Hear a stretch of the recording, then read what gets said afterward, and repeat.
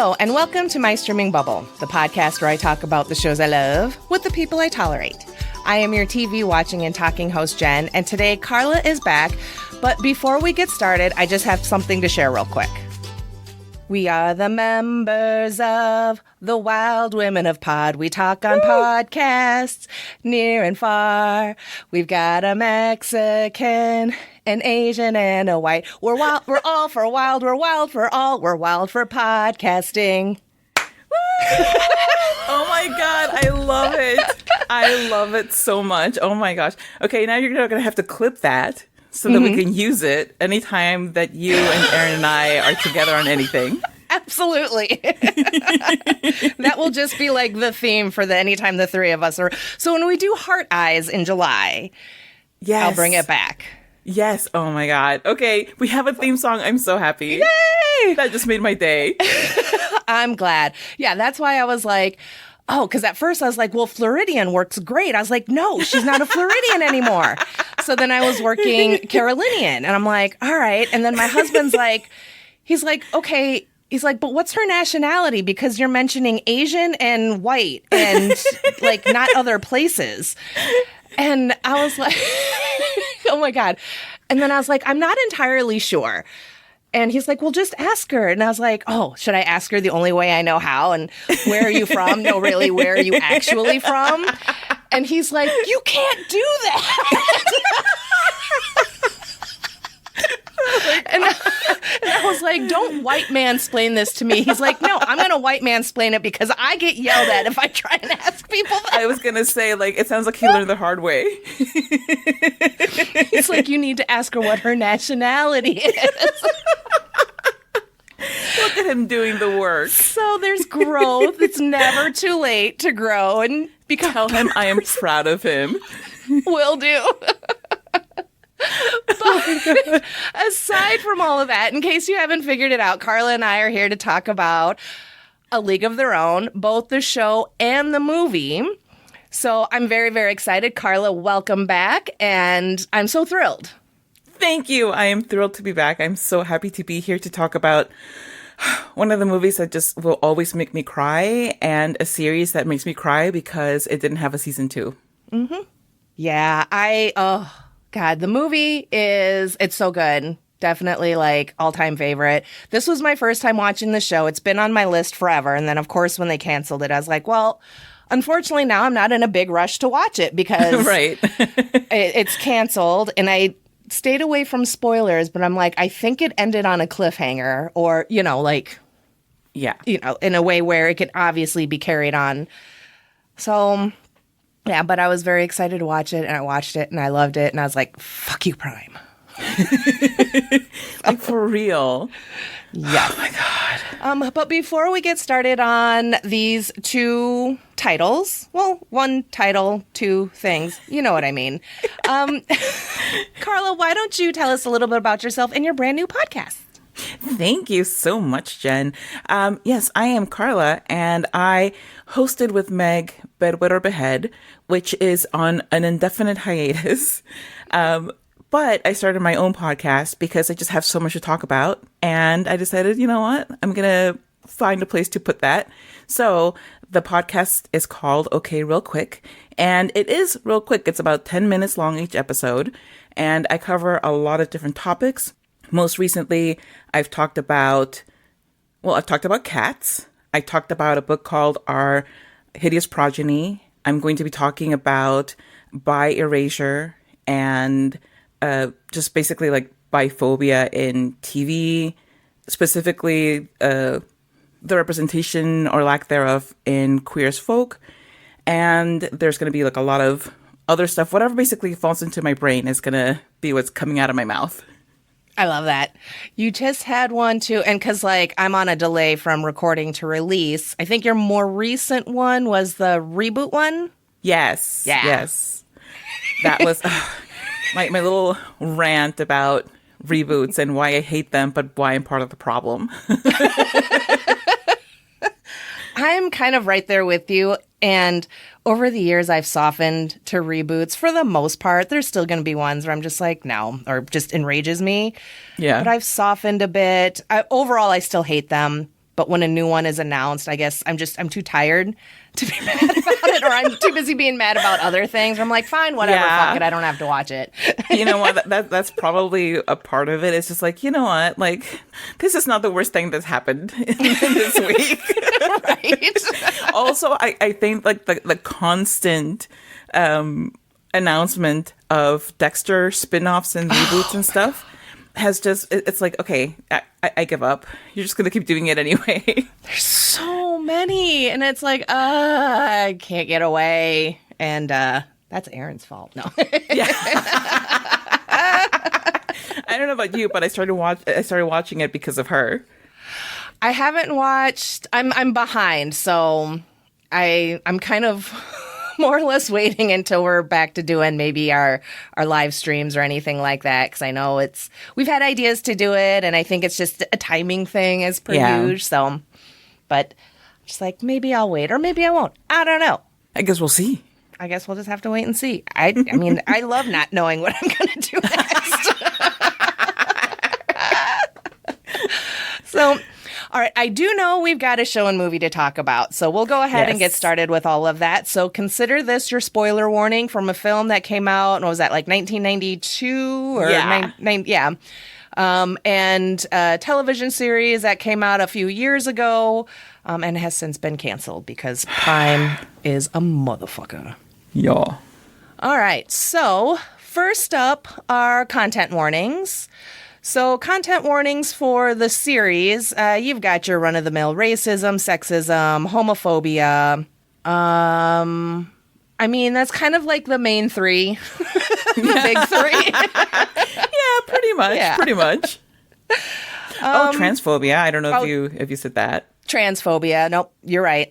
And then what IMDb says for the series, a comedy series about the World War II All-American Professional Women's Baseball League, which is like the most generic fucking synopsis I've ever read. For real. So, and then what I says about it is I got real creative. And I was like, no, I didn't. That's sarcasm. My creativity was used for the intro, even though I wrote that like 10 minutes ago. So all I had was, it's a league of lesbians. You know, it's short, it's sweet, it's accurate. Yeah. What more could you ask for? Right. I did my best. So, the show was written and created by Will Graham and Abby Jacobson and directed by many people. Like, I know Abby directed an episode. I think I read that all but 2 were directed by women. I think only 2 were directed by men. Very nice. As it should be. Exactly. The show stars Abby Jacobson, Shantae Adams, Darcy Carden, Bisola Ikumilo. I apologize. I did look that up. I did practice, but I didn't write it out phonetically to help me with the pronunciation. But what I gathered was I don't think the G is pronounced. But all the interviews that I looked up, they say her name so fast. And I'm like, yeah, slow it down. I don't know. Roberta Golindrez, Kelly McCormick, Priscilla Delgado, Molly Ephraim, Melanie Field, Kate Berlant, Dale Dickey, and many, many, many more. Let's see. And then for the movie, what IMDb says is during World War II, sisters Dottie and Kit joined the first female professional baseball league and struggled to keep it succeed amid their own growing rivalry. What I says about it, I says, women saving baseball and everything else. It was written and created by Kim Wilson, Kelly Candell, Lowell Gans, and directed by Penny Marshall. It stars Gina Davis, Lori Petty, Rosie O'Donnell, Madonna, Tom Hanks, Megan Cavanaugh, Tracy Reiner, Biddy Schramm, Ann Cusack, Freddie Simpson, and many, many more. Both of these are... Let's see, the show is only available on Amazon Prime because fuck Amazon Prime. And then I was looking it up to see if it was available on DVD through the library. It is not. And from the real quick Google search that I did, it seems like Prime is being little stingy bitches about what original content they will release on DVD. So figures. Mm-hmm. And it's like, well, then don't bury that shit. They buried Paper Girls on their streaming. it still doesn't show up on my continue watching. And oh my God. I had to search for it every fucking time. Anyway. And then the movie is available through streaming like Hulu, but you need a premium subscription. Otherwise, rent and buy online. The movie is available at your local library. All right. So we're going to be talking about the show and the movie probably at the same time. My notes aren't in any kind of order, and I think I'll stop saying that, and I'll only mention if my notes are in order, because that seems like an announceable thing.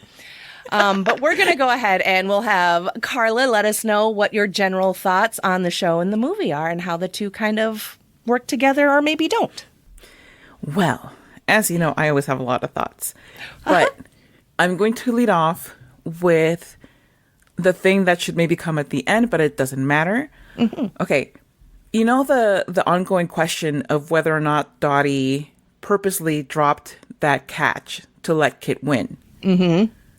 The answer was right at the beginning of the movie.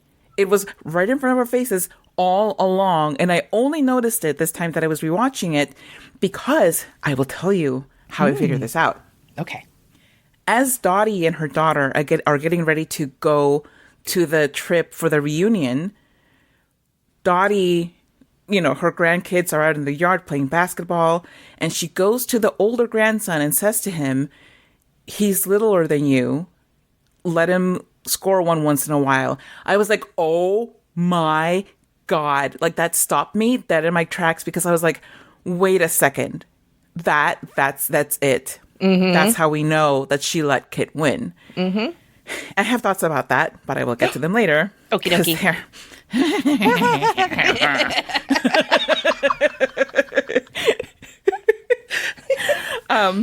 Other thoughts.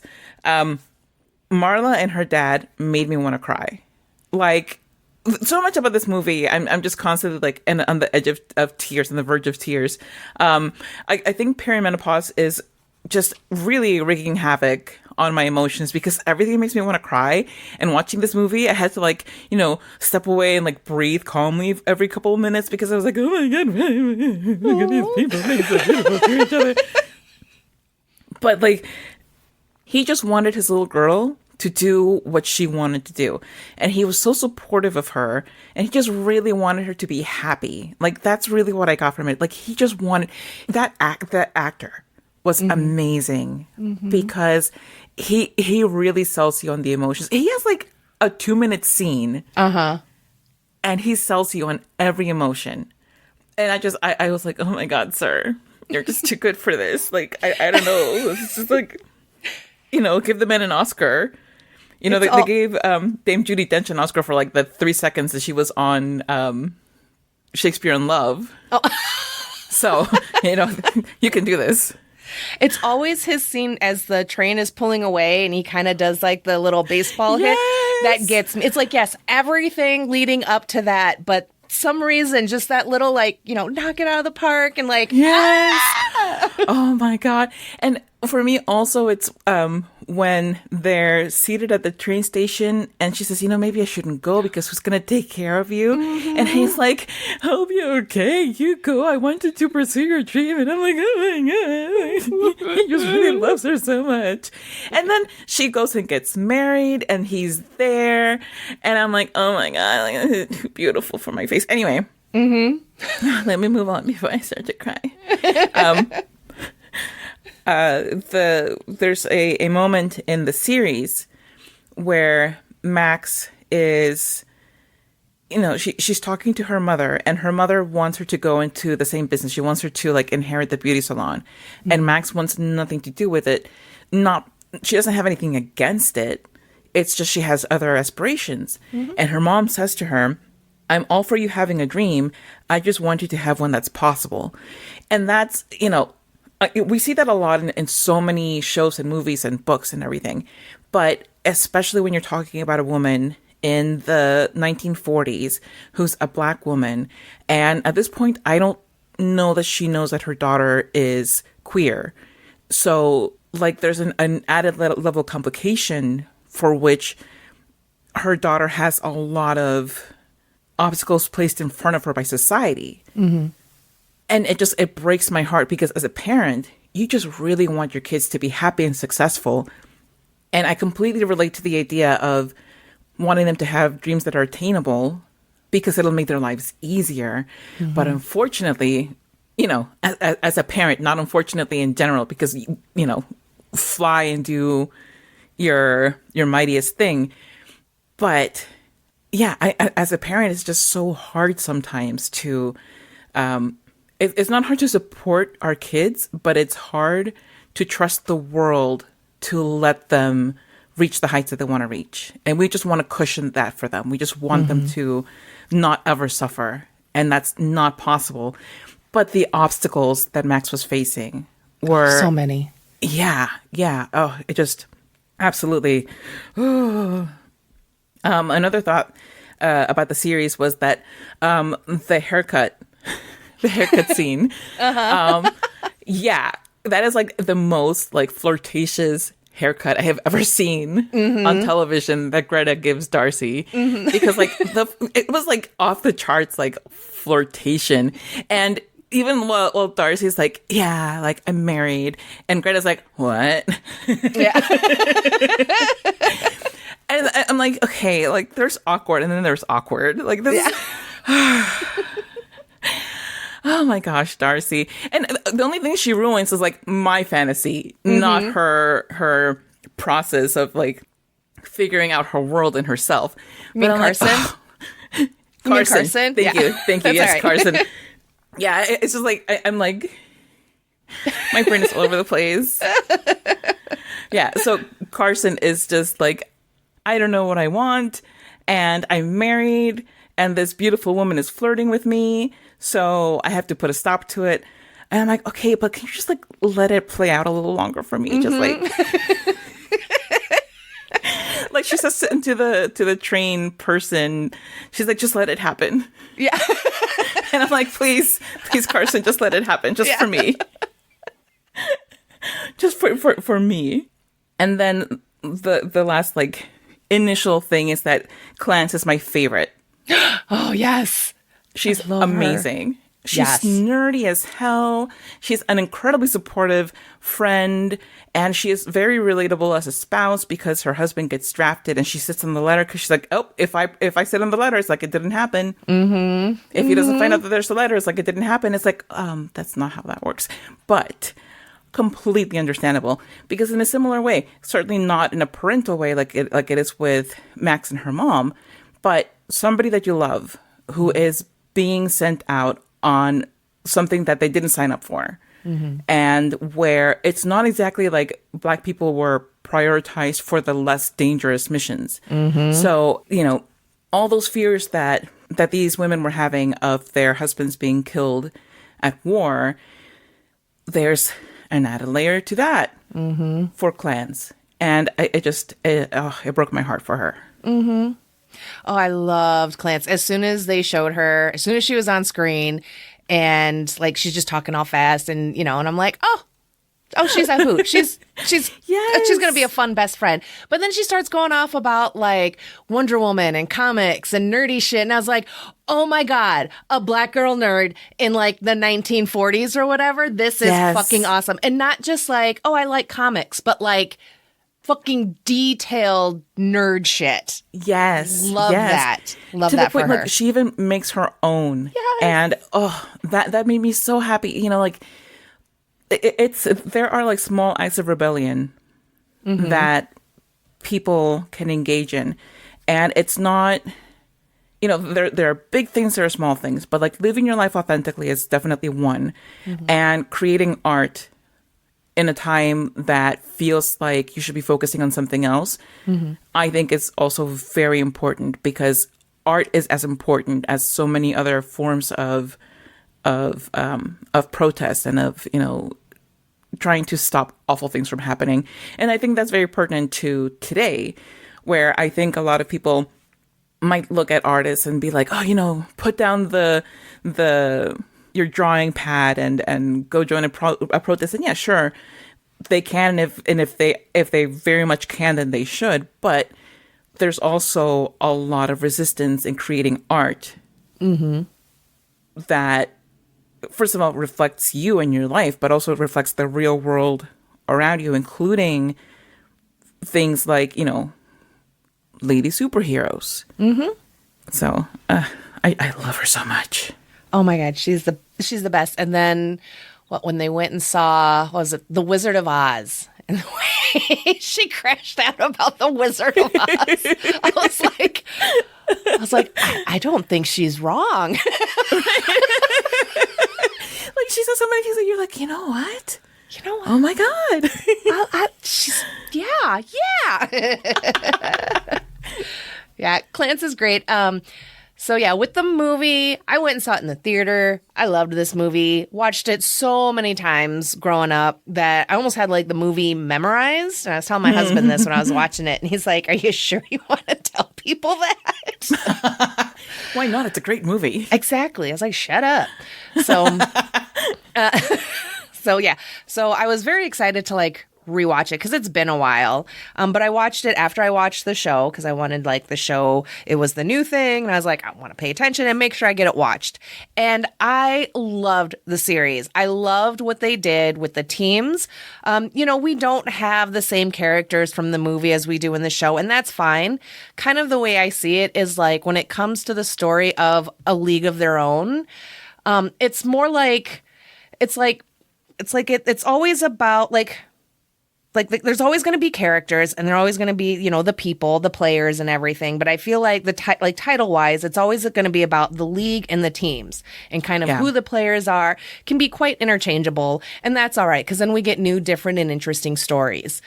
And that's what I loved about the show was that we get our familiar Peaches, granted, again, not the same characters, but we know who the Rockford Peaches are. We know who the Racing Bells are.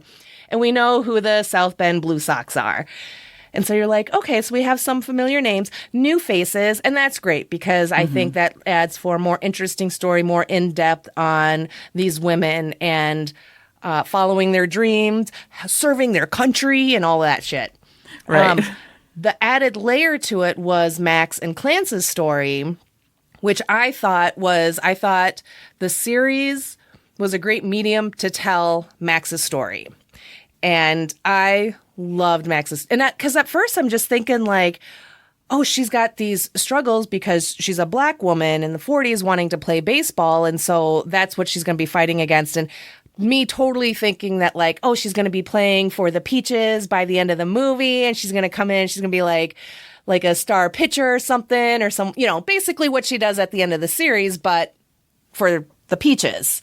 Right. And it didn't go that route, and that's fine. I thought it was even better the way it all played out. It was literally her own separate journey, going from being Max, the baseball fanatic player, very confident, to kind of like getting the wind knocked out of her and her reassessing who she is without baseball.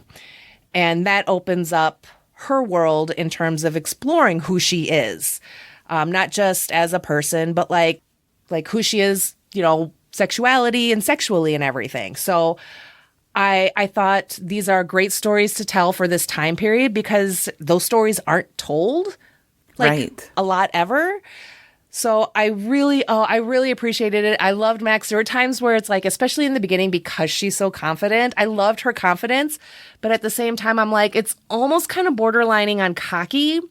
And especially in those first few episodes, I'm like, unfortunately, it's like you haven't really been given the opportunity to show your confidence and move it to cockiness. You know what I mean? Right. So it was just kind of like just that overconfidence of her always constantly building herself up because she had to. No one else really was. I mean, Clance does, and she's supportive.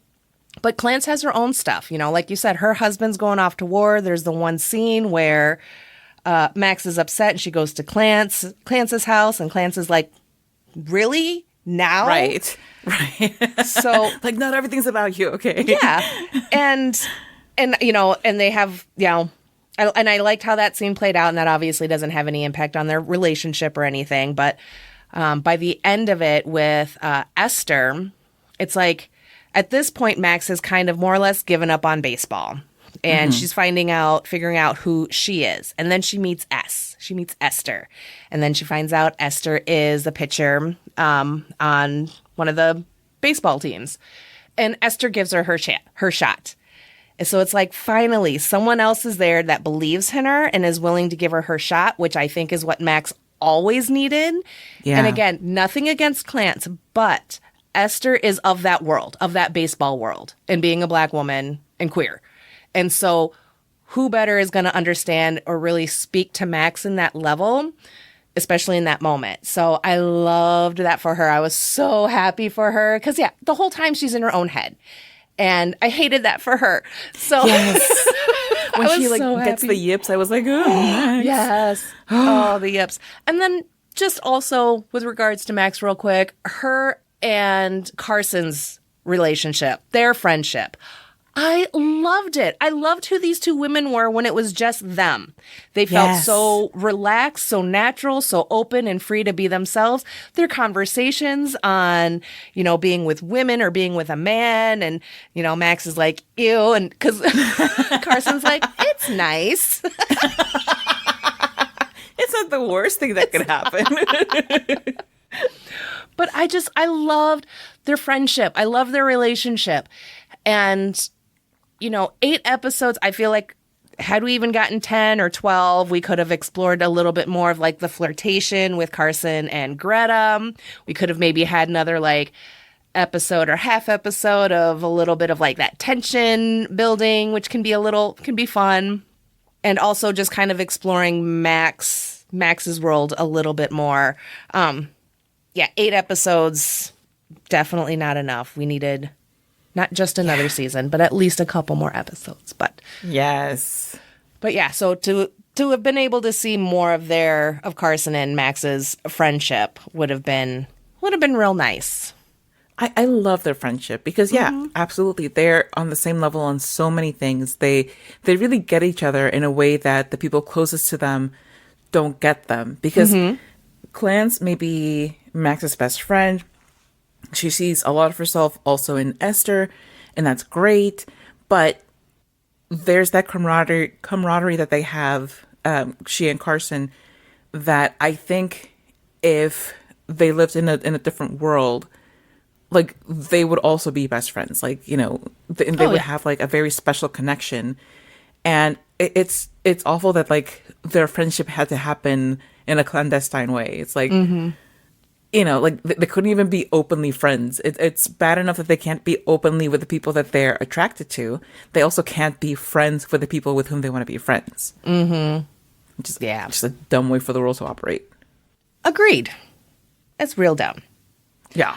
Yeah. But I would have loved more scenes with those two being friends and just being them. I loved it. I loved it so much.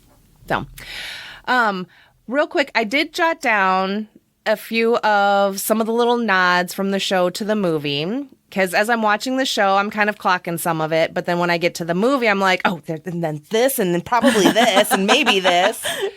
So if I miss you're any... You're the pro in this. I definitely would not have clocked a third or 10th of what you have. So I'm dying to hear. Oh, man. And I'm sure I've missed some. But okay. So... kind of in order. All right, so Carson running for the train reminds me of Dottie and Kit running for the train. Carson gets on the train and her bosoms are out as a reference to May's suggestion of her bosoms popping out. The kid Carson ends up sitting behind on the train, even though it's just for that scene and that kid doesn't show up again. Totally gave me Stillwell vibes. Yes. I don't know, maybe because he was just sitting there staring at her and just being kind of a weird kid.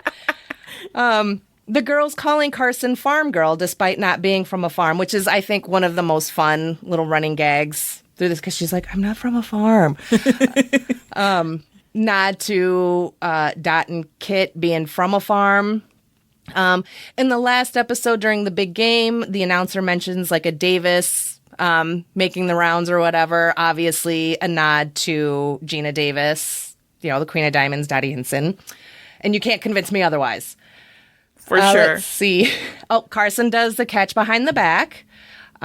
She does the one, and before that, in a different episode, she kind of does the blocking the home plate, but holds onto the ball and lifts it up in triumph. And then, of course, the song, and then they sing the song, and I was like,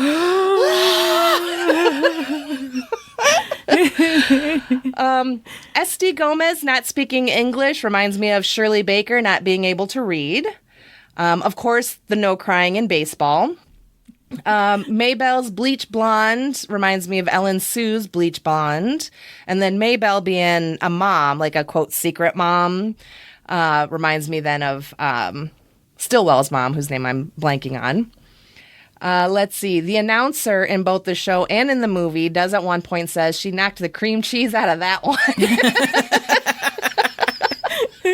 Which I still don't fully understand. I know. But I kind of love it. I was like, is it a Danish? What are we talking about? I'm sitting here thinking it's a Philadelphia roll. Right? Like, that's only because I could eat sushi every day, but that's, maybe just me. No, it's not.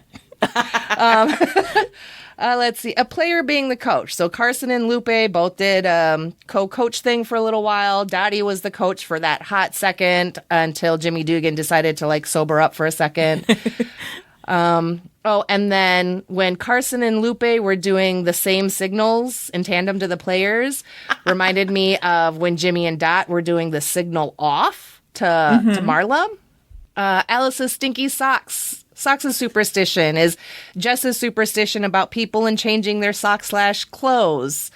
That's what I've got. Those are everything that I clocked. I'm sure I missed more because I was kind of surprised. I was like, there's a lot more than I realized, or I'm just making shit up. But either way, I loved it.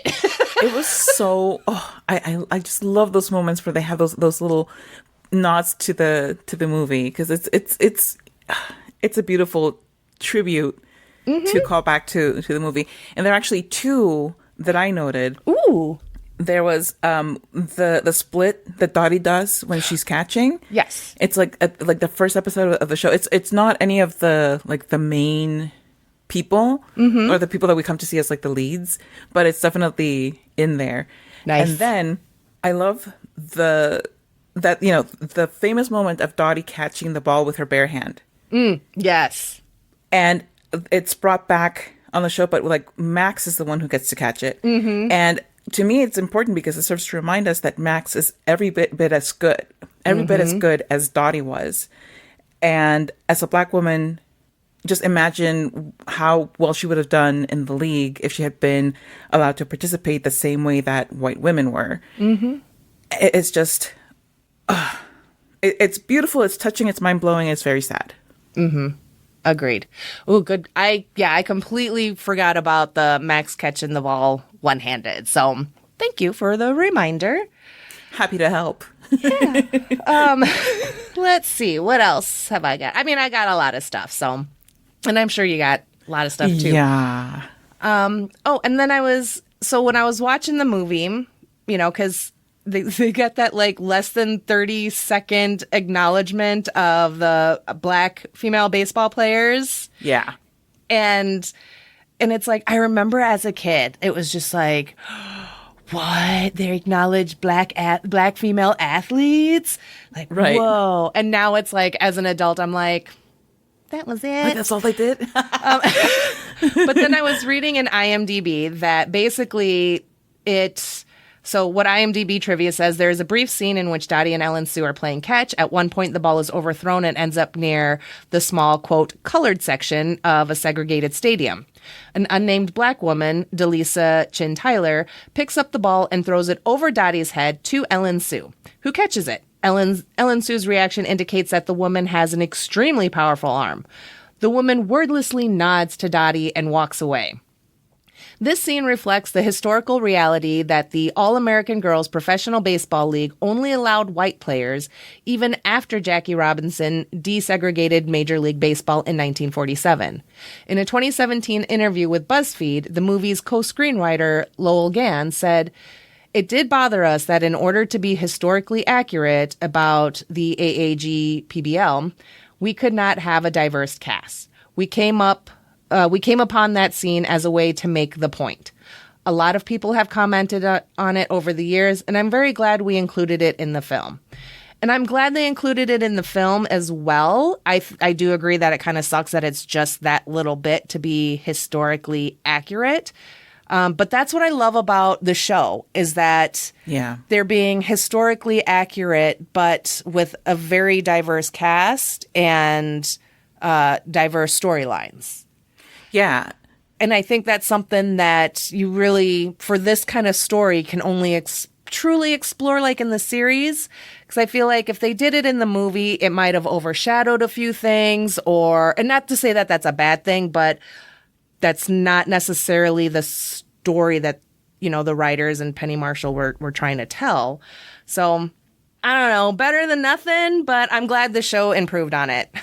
Right. And there's one thing, okay, and on that episode of Okay Real Quick that we talked about how much I hate reboots, I hate them except for when they're intentional in adding representation of people who are something other than white and straight.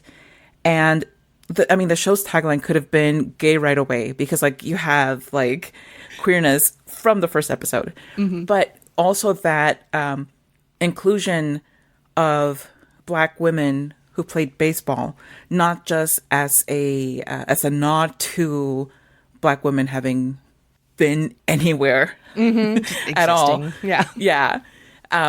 But very intentionally included, having a very important storyline, having her own world that is very true to the times in which she lived.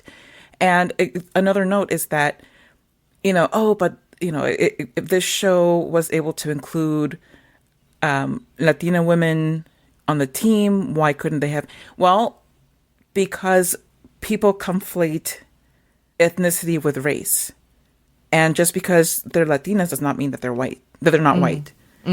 Esty especially is very, very white. If she hadn't opened her mouth, like, would you have even known that she was anything but random white? Maybe not. And I think that's something that people forget. It's like, until some people open their mouths, you don't know that they don't speak English. So I think that it's a very important distinction to make. And I'm glad that the show did that. And the two major changes or improvements that the show made over the movie are the inclusion of queerness and of Blackness, like very deep, informed inclusions, not just glancing little things. Because there was always the talk about May and Doris maybe being an item. Like, we think it's entirely possible. And in fact, I was watching an interview with Rosie O'Donnell where she's talking about how the cast met the members of the original, teams from the way back whens.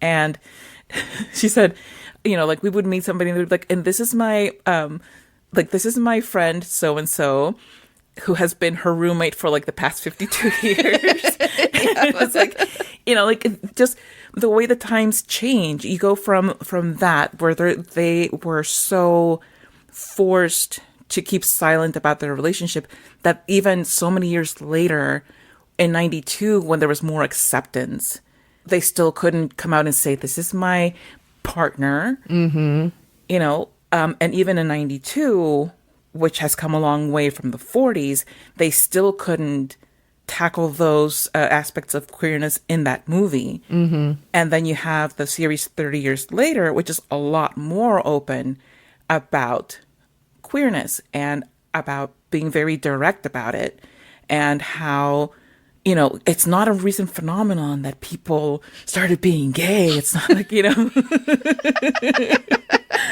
It's a new thing ever since, they put the fluoride in the water. Oh my God. Yes. Fluoridated water is what turned us all gay. Oh my God. I had too much fluorine as a kid. I'm so sorry. Please complain to my dentist about it. I don't think I had enough. I still turned out straight. No. I guess you're going to have to like buy more containers of Crest because I don't know. But yeah, just I love that even though it's a reboot for what I think are the right reasons. It's not just nostalgia bait for the sake of reviving a profitable property. It's from a place deep within the heart of the people who brought it back to have a better representation of what people's lives were actually like. Mm-hmm. Yeah, I completely agree with like what you just said about not a reboot for reboot's sake. Like they did it and are telling new stories and they're like doing it thoughtfully. Yeah. And I love that. And I think I just like I'm all for things being done for fan service and for funsies and everything, you know, but that's, I don't know, that's kind of more like the Beetlejuice, like, which I still haven't seen, but that's just a for funsie. That's a for fan service kind of thing, right? Whereas this is, no, let's use a familiar title, familiar property, but tell some new stories and some stories that will resonate with the people today. Because, like you said, queer people have always existed. And I'm pretty sure they existed in the 40s. I'm pretty sure they existed while playing women's baseball. I don't know. That's just a guess. Probably, yeah. Am I stereotyping? My bad. But that's just a small little guess. So, and I love that they went that route. And I love that they told queer stories and not just the stories of the straights. Yeah. Because it adds, I think, that much more like heart to it. Like you just more empathy for these characters, I guess, if you're a person with a soul and like can give a shit about people struggling, even fictional characters, because their struggles, even though these people aren't real, did exist for actual people. So I love that they told the story. I loved Greta. I loved Joe so much. Joe is such a great character. Oh, she's the best. And I don't know. And then I was so sad because, you know, they're at the gay bar and it gets busted. Because everyone's having too good of a time. Right. So I'm sitting there watching it and it's like, you know, the Peaches are at the bar. Max is at the party at her uncle's and everyone's having a good time. And I'm like, this is so lovely. What terrible thing is going to happen? So I'm glad it only happened to one group and not like both. Right. Because I wouldn't have been able to handle that. But yeah, the bar gets raided. I love that Rosie O'Donnell was the bartender. I love that she came back for this. Am I nuts or does she kind of looking like a young Nathan Lane? Am I insane? Maybe it was just her hairstyle and like the suit, but I was like, huh. I think it might have been the suit. Yeah. But so the bar gets raided, the girls get split up. And Joe, they don't know where Joe is. She comes back later. She's been arrested. She's been beat up and she's got a limp and she's all bloodied and everything. And it was so heartbreaking. And at the same time, it's like the way everything all played out because, you know, it was super illegal. So she would have gone to jail and God knows what would have fucking happened to her then. Yeah. And so their chaperone, their house mom or whatever, Beverly, I loved her. I absolutely loved her. And so I love that what she did to protect Joe. And basically it was trade or like be traded or be arrested. Yeah. And it's like there were times where I was worried maybe Beverly was looking out more for the league than for the players. But by the end, I was like, it can easily be both. I think she deeply cared for the players as well. And she wanted the league to succeed on behalf of women. Yes. Was my takeaway. But yeah, Joe, that broke my heart. And so then, yeah, obviously, of course, Joe being traded is Kit being traded and then having to show up, you know, the showdown and everything. But I was like, I didn't want Joe to go. Why couldn't they have traded someone else? Like, Shirley. I know. Trade Shirley, oh my God. With her nosy self. Oh my God. She was so obnoxious. So obnoxious. And, you know, I guess she's a plot device because you have to have somebody there who's going to create tension. You have to have somebody there who's constantly on the verge of ratting you out. And somebody to talk over to the Jedi side, so to speak. Mm-hmm. But she was so obnoxious. I was like, oh my God, I can't. Oh, she was so obnoxious. But I did love that, you know, by the end of the show, and she finds out about Carson and Joe and everything. And then Carson, because Carson has also grown as a person, so she's more confident and she's able to like stand her ground. And so she calls Shirley out on her bullshit, which I loved. And then the next thing we know, Shirley's just like hammering down canned food. She's like, no botulism. And then she goes up and she plants a big one on Carson. And at this time, I'm like, okay, so is this like American Beauty neighbor guy thing? But it was even better because she's like, no, I'm not sexually attracted to you. She's like, we can kiss again. She's like, we can do it again. She's like, I got nothing. Oh God, I absolutely love that because it's great that she was opening herself up more, but it's also good that they didn't just turn her gay, so to speak. Because like for one thing, there's that connotation of like, oh, she got turned, but there's also like nothing wrong with somebody being straight and staying straight. Like there's just nothing wrong with it. And I think especially in a show that has so much good representation, it's not necessary in the least. Mm-hmm. I 100% agree. I'm glad that it went that route and not any other route that it could have gone. So it just made it a little bit more fun, lighthearted. Yeah, because I think there are enough kind of heavier themes throughout the series where this ending on a happy, silly, kind of light note was nice. Yeah. So, yeah. I just got to say real quick about Beverly. So I recognize the actress from the show My Name is Earl. So right away. I recognize her from Claws. Oh, okay. No, so in My Name is Earl, she's Patty the Daytime Hooker. That is her character name. So, and I love her, and I loved her in this role too. I loved her as Beverly, the actress. But at first, I was just like, damn, Patty, you got your life together and shit. But I loved Beverly. Again, I think she was looking out for both the girls and the league. But then at the end, her and Jess kind of have a moment because she has to keep fining Jess for wearing pants outside of the house. And Jess pays it because she's like, I don't give a shit. Right.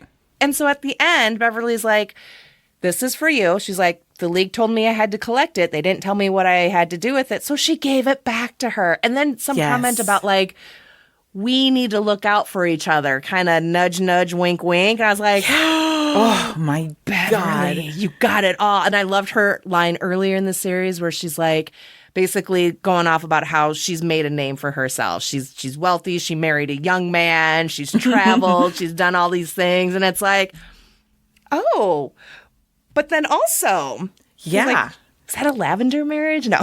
Is that what they're called? Did I use that right? But yeah, no, Beverly was great.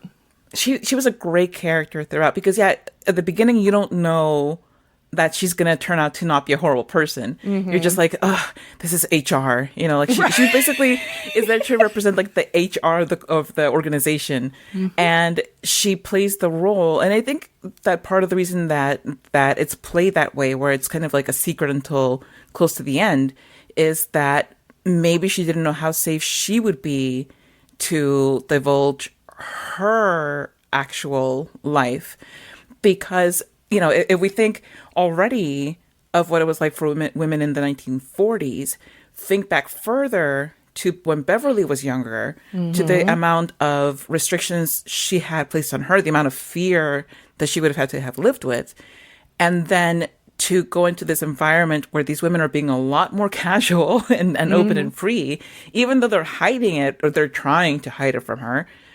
But she recognizes like, okay, maybe I don't, need to be so guarded, but there's always the danger of a snitch. You never know. And I think it was beautiful what she did for Jess at the end, giving her back all her money and being like, hey, I follow the rules. Technically, I follow the rules. And that's, like the rare instances of somebody being like, my HR person really stood up for me. It's like, that would be Beverly. She's the HR representative we all deserve. Right. I love that. Yeah, and it sucks because without a second season, it's like I would have loved to explore more of these characters and their relationships with each other and maybe a little bit more like backstory. Like we get a little bit more about like Lupe. Yes. She was a mom. Yes. What, like talk about a shocker of a quote secret mom, Shirley. Oh like, my God. Oh, I was not expecting that whatsoever. talk about heartbreak. Yes. Because then, like we haven't even talked about the relationship between Lupa and Esty, where Esty is desperate for somebody to make a connection with because she doesn't speak English. Nobody's making any effort to really connect with her.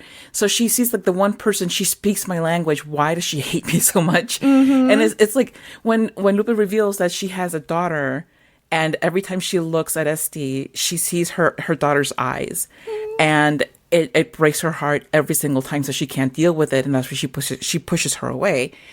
And it's devastating. It's absolutely devastating. It's also beautifully acted. It's a magnificent scene. It's an absolutely great scene, but it's crushing to see that. Lupa doesn't really give a reason, like a very strong explanation for why her parents took her child, but the implication is there. It's like, we don't want her to be like you. So that heartbreak, I can't imagine what she's had to do to overcome it just to get on with life.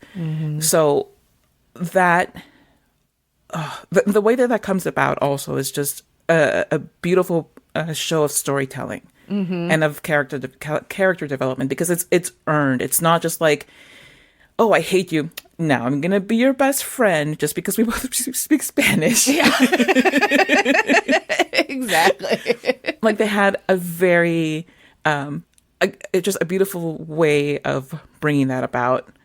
And I just, this show was so damn good. It's so fucking good. Yes. So fucking good. And I'm so fucking pissed off that it got canceled. No one else decided to pick it up, which always, as a side rant, makes me laugh when like Hulu doesn't hardly cancel their shit as far as I can tell, but like a Prime show gets canceled and then online fans are like, come on, Netflix, pick it up. It's like, are you not paying attention to what they fucking do and that they cancel a show after a season or two, maybe? It's like, okay, they'll save it, but we still have to wait 4 years for their season. Oh God. Let's stop asking Netflix to say shit. Yeah, Netflix is like the last place you want picking up anything these days. Like it's not worth the heartache. It's not. I rarely watch anything on Netflix these days. A lot of Same. Hulu. Like their original content, I'm not interested in getting into, because it's like, what for? It's just gonna get pulled. Yeah, and it's like the couple of things that I am interested in. It's like, it's a season. It's like 6 episodes every 2 years. Yeah. Like Stranger Things, we're on season 82 of Stranger Things. All of the kids are in their 40s, and they're still like playing, like preteens. Like, so this you'll drag onto the end of the earth. That shit will make me forever mad. It's like, it's only 5 seasons, but it's been how many? Anyway, sorry, that's a whole other rant. But this show definitely deserved more seasons in a reasonable amount of time. And then I read that like, so the show was canceled, and I saw a thing that it was canceled that whoever, like the executives or whatever, were trying to blame the writer's strike. Right. What a load of fucking horse shit. Absolutely. So cowardly. Like, just it is. Say the quiet part out loud. You don't want to put money into a show that features queer people and black people and black queer people. Like, oh no. Yeah, no, that's absolutely all it was. Because one of the interviews that I was watching was, I think, with the other show creator, and he was saying that they had like season 2 mapped out. They had already started writing. So it's not like the story wasn't there. The story was there. The commitment, I think, from the actors was there. It's just Prime doesn't want to do that. And Prime is scum anyway. Like Amazon is just scum. We recently found that Amazon pulled its funding from Juneteenth celebrations. So, because it's DEI to acknowledge part of the history of this country, but whatever. Oh my God. So it's not exactly surprising that they would be like, I don't want to. It got popular. Nope. Yeah. People wanted to watch this. Nope. Yeah, exactly. Fucking Prime. I have to quit picking shit that's only on Prime. I think this is like the third thing that I've picked for this podcast. They're making it a lot easier with all the commercials that they have. Oh, don't get me fucking started on that shit. Okay, listeners, Jen got so red just now. Like, you would think that she was just out in the sun for 5 hours. Like, look, I'm like Daredevil red. I got my little Daredevil plushie down here. I'm like...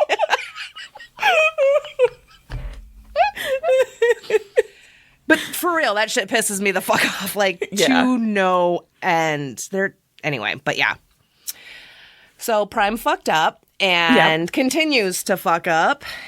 And it's real hard to want to be interested in anything they put out. So yes. But yeah, Lupe and Este were great. I think that's where this all started. I don't even know anymore. I don't know. But I love the scene too where it's when Jess realizes that Este is missing and she goes and gets Lupe and she's like, we got to go find her, reads the letter, has Lupe read the letter and everything. And basically it's like Lupe's almost guilted into going with Jess to help look for Este and everything. But they find her and they've got Beverly's car and now they're letting Este drive because she's never driven before. And the way Jess was with her was very much kind of like older sibling, kind of almost being that person that Este was hoping Lupe was going to be. Yes. Very much. And then Jess's minor attempts to speak Spanish. Like she says sí, or she understands like one word here and one word there, but it's like, she's paying attention. I don't know what else to say. I love that. I do too. What a sweet little Canadian person. Yes. And I recognized her from Letterkenny. She shows up in some of the later seasons. Her and the actress that was, she was in The Boys for about 30 seconds. She was Huey's girlfriend in the first episode. Can't remember the actress's name. But they're two female hockey players, and they're always like bickering and talking shit to each other, and it is hilarious. And then in one of the later seasons, the one girl comes back, and they have a different actress playing a different female hockey player to, talk shit or whatever. But it was so cute because they're like, oh, what happened to Betty Ann? Oh, she's playing ball. She'll be back. And I was like, what? So I looked it up and I was like, oh, she's on the show. Like this was before the show got canceled. Cool. And I do believe she did come back for the finale. Like, just kind of that last scene, everyone's dancing and having a good time or whatever. And I think she was there and I was like, oh, she made it. That's amazing. Oh my God, I love that. I love that. That's so sweet. Yeah, so I enjoyed seeing her in something else. Different character type and everything, but I loved her character. She didn't get enough time, so it would have been nice to get more episodes to explore that and maybe any kind of friendship her and Beverly might develop or any kind of, I don't want to say like mentoring because Jess doesn't seem like she needs any of that per se. Right. But it would have been interesting to see how those two would have continued to interact with each other now that Bev has kind of nudge, wink, wink, like, hey. yeah, like, hello. But Jess is one of the most confident people on the show. Like, she knows who she is and she doesn't care what you think about it. Mm-hmm. And again, it's always brave to be unapologetically yourself unless you're a cis hetero white man, especially a Christian one. But just being like, I'm gonna wear pants and what are you gonna do about it? You want a couple bucks? Here you go. Yeah, built into my budget. Which, by the way, I thought it was fascinating to find out that the women who were recruited to play baseball while the men were away doing man things were actually paid better than the average U.S. worker during Really? the time of war. Yeah. Yeah. I was like, wow, I had no idea about that, which is honestly like the least people could do at that point or in general. But I had no idea that they were paid like an actual good amount of money. Wow. Yeah. I wouldn't have assumed. I definitely did not assume that. I figured, bare minimum, maybe some, I don't know, coupons or, Right. or like what happened to Max and Clint's like, oh, no, your overtime was volunteer hours. Volunteer hours for the war effort. For the war. Oh my God. My jaw hit. I was like, fucking Doing your of part. course. Oh my God. It's like, how do you not go in and burn the place down after that? Yeah, I was watching the show, my youngest came in. He's like, "Oh, what you watching?" And I was like, "Oh, it's a League of Their Own, and this is what it's based on. Women playing baseball during World War II. While the men were at war." And he's like, "Yeah," and every other job." And I was like, Look at that. "Goddamn right, Raising your child so well. it's my boy. He gets it. How much he cares is another thing, but he gets it. Right. No. He's 11, so if it's not Minecraft or if it's not in Fortnite, if the peaches aren't in Fortnite." Right. See, they could incorporate that. Can you imagine? God. Women's History Month. I mean, now we gotta wait like a whole ass year, but that should give them plenty of time to work that out. Yes, exactly. Like, fix your graphics or whatever it is that people do for making game things. Put your graphics card into the SD drive and plug it into your VPN through the DNS ISP. With the gigahertz and the terabytes and stuff. Uh-huh. Especially the terabytes. Those are so important. And Intel processors and Yes. Core 50. What's that sticker say? 8th gen? No.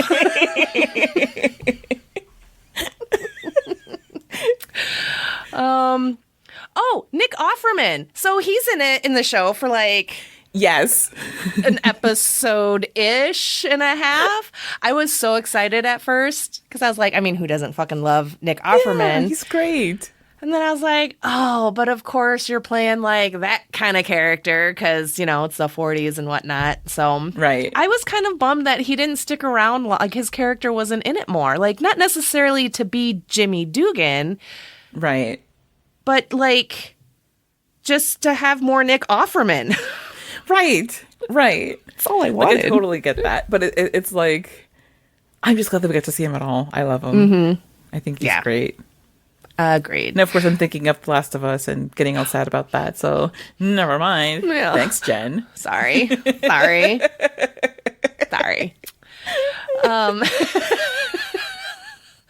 But yeah, it was. So again, I wonder because it's like they bring him in. And he's like, yeah, I'm your coach. And everyone's like, cool. And he's like, yeah, women baseball players. And then Lupe hears him like talking shit. Later, he's like, oh, fucking girls playing baseball and this and that. And, Lupe is thinking that he's going to mentor her or whatever. Or Right. help her with the pitching. So, and then we just find out kind of just with a line that, oh, he took a coaching job with the Orioles. Like, okay. But I feel like I just feel like there was a disconnect with that character. Like he was there and then, I don't know, schedules changed or something. And then now he couldn't be there. And so he's coaching for the Orioles. Right. Done. Right. Did you get that? It's like when they write off a sitcom character and they tell you, oh, he's in boarding school now. Yeah. Yeah. Oh, he's went to college or, overseas or something. Yeah. Yeah, exactly. Or like that 70s show where Eric went to find himself in Africa. Yes. Oh, God. That But last it's season. Maryland instead. Yeah. Close enough. I mean, It's further east, so it's like closer to Africa than not. I mean, technically, yes.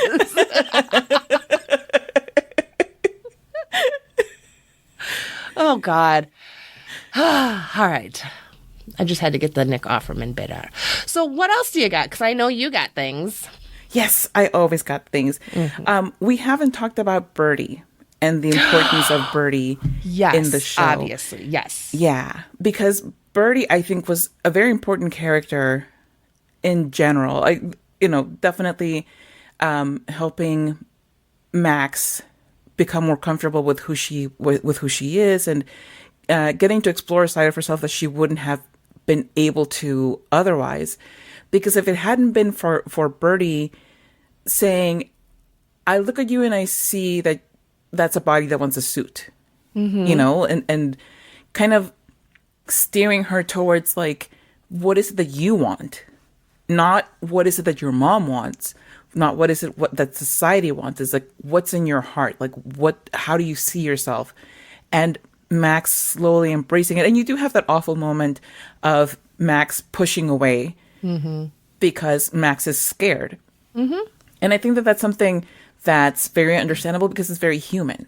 I think that when you're already under layers of marginalization and somebody's asking you, well, not even asking you, but they're offering you the opportunity to add a layer to that. Yeah. It's like, all right, I'm this and this and this, and now you want me to dress in a more masculine way. It's not that that's what Birdie wants, but that the feeling of like, of it not being an offer of freedom, but an offer of further, I guess, confinement within or away from what society will allow her to have. And Birdie was very patient with Max. He was just wonderful and loving, just very loving towards Max the whole time. And I think that Birdie was essentially, he just really wanted connection to his family. And being denied that because he's a trans man must have been incredibly difficult to bear on his own. And he has a partner, but no family connection to speak of. So when Max is, being like, "Oh, you're just a human. Like, there's nothing wrong with you. You're just a person. And this is how you're expressing the innermost part of yourself in a way that's authentic to you." I think that they really needed each other. And I think that was such a beautiful storyline. Like they're both Black people who are not in a they're not living in a cis they are living in a cis hetero society, but they want more for themselves because that's not who they are. And I just thought it was just so, it was beautiful, it was touching, it was great, and it was very important. That also you're seeing the interconnectedness of how just because you're part of the LGBTQIA plus community doesn't mean that you're necessarily accepting of people who are represented by other letters other than your own.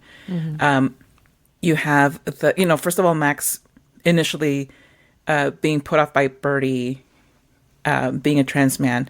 But I think that there's a point at which Mrs. Turner, who was Max's lover at the beginning of the show, being turned off by Max wanting to wear more masculine clothing and wanting to cut her hair.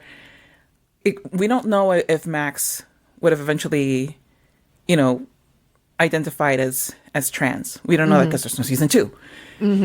Or if she's just, she wanted to wear more quote unquote male clothing, but her partner wouldn't allow her to even entertain the notion. And I think that it's important to have had that represented, because it's not just as easy as, oh, this person's part of the community, I will be accepted wholeheartedly, because that's not necessarily what happens. It's very realistic to portray that. And this show just does a great job of not shying away from things like that, from things that might be easy to sugarcoat and be like, you know what, we've piled so much oppression onto this show, like we don't really want to add more. It's acknowledging it and helping the characters find ways to move past these people who aren't accepting them, so that they're not keeping themselves from being able to express who they are. Mm-hmm. I just, Birdie, and Birdie was just played fantastically as well. Just absolutely. Yeah. Amazing. Yeah, I loved that. I really love basically what like Birdie represented, what Birdie was for Max, and that was a safe place for her to navigate this, not like to navigate her queerness, her, even though now she's kind of done with baseball, now this is what she's more or less able to focus on and not really use baseball as an excuse to like run away from something per se. Not saying that that's what she was doing, but since she's given up on baseball at this point, she's more or less confronted with it. And, Uncle Bert kind of holds that mirror up to her and as that reflection of maybe who Max might want to be, or that freedom or that comfortable and that confidence that her Uncle Bert has. So I love that, there were going to be some rocky moments. That whole, when Bert comes to her house and she's like, you can't come here, blah, blah, blah. And he's like, well, you came to my house, so I thought it was fair game. Right. I was like, fair point. He ain't wrong. Like, it kind of goes like a door goes both ways type thing. Yeah. So, but I totally understood where Max was coming from. So I was able to like not be mad at her for any length of period of time or anything, but it felt very real. And the fact that Max kept going back to her Uncle Bert's house and then wanting to spend more time there. She even tells Clance, like, I'm going to be spending more time at, my Uncle Bert's house and this and that. Yeah. I loved that for her. I love that she was able to navigate a life without baseball, growing confidence in herself outside of baseball, and knowing who she is and who she wants to be and who she won't change for. Yeah. Not wanting, she wants to wear suits. And I love that, like, when Bert gave her the suit and then she shows up and she wears it and Bert's like, he's like, I made you a jacket. Where is it? And Max is like, this is how I wanted to wear it. Like, yes. Yes. I love that for you. And you look fantastic. Yes. Absolutely. Like, I want an Uncle Bert to make me a cool suit to wear. Right. How I want. Right. And then, so then, like you said, with Max, we don't know because like at the beginning of the show, she makes a few comments like how much easier things would be, how much easier it'd be to play baseball if she were a man, much easier things would be. How could she register as just Max, just going with more of a masculine sounding name. And then, we meet Uncle Bert and everything, and Max kind of has this moment, and I couldn't help but wonder, I was like, so at first, I'm just thinking it's more of a flippant comment of like, oh, my life would be so much easier if I was a dude. Just very generally speaking. But as we get to know Max and we find out that, she's a lesbian, she definitely doesn't seem interested in dudes. She told Carson, she's like, that doesn't sound fun at all. It did kind of make me wonder. I was like, what? Is there another step to this for Max? Is this kind of like, I don't know, stage one, like getting comfortable in who she is, having a family member who loves her, acknowledge and accept her for that as well? Where else could this have gone? Or was it just a flippant comment of like, my life would be easier if I was a man? So I'm real pissed that we don't get any more information. But I love their relationship. And then with Clance, because there was a hot second where I was worried that Clance wasn't maybe going to be supportive. Because at one point I think she says something about like, oh, your Uncle Bert is a freak or something, or, something along those lines. Mm-hmm. And so when Max is like, I'm going to be staying at my Uncle Bert's. Oh, yeah, because Clance still refers to Bert as Aunt Bertie. Right. So now Max is like, I'm going to be spending more time at my Uncle Bert's and kind of this and that. And Clance was cool with it. And I was like, thank God, because you guys are like the best besties. Yes, and so Clance is such a great character. I would have broken my heart if she wasn't supportive in the end. Oh, can you imagine? Oh. No. I don't want to. I'm glad we're on the same page. Yeah. But okay, and then so Bert's wife, what was her name again? I don't remember. Oh my God, I cannot for the life of me remember. But she also worked at the factory? She did, yeah. Okay. That's what I thought because, yeah, there was like she's talking to Max at some point, and then a couple episodes later, like after Max has reunited with Uncle Bert and everything, and Mrs. Uncle Bert is at the plant, and she makes some comment about, knowing Bert or knowing her mom. Oh, right. And, and Clance is like, kind of smiles. She's like, how do you know her mom? And it's just glossed over. No one addresses it. Oh my God. I laugh It's so good. She has some of the best lines.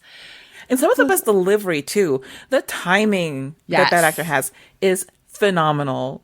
Just, first of all, the chemistry that she develops with anybody that she's on a screen with. Mm-hmm. The ability to play against anybody, hold her own, but also give them space to do their thing.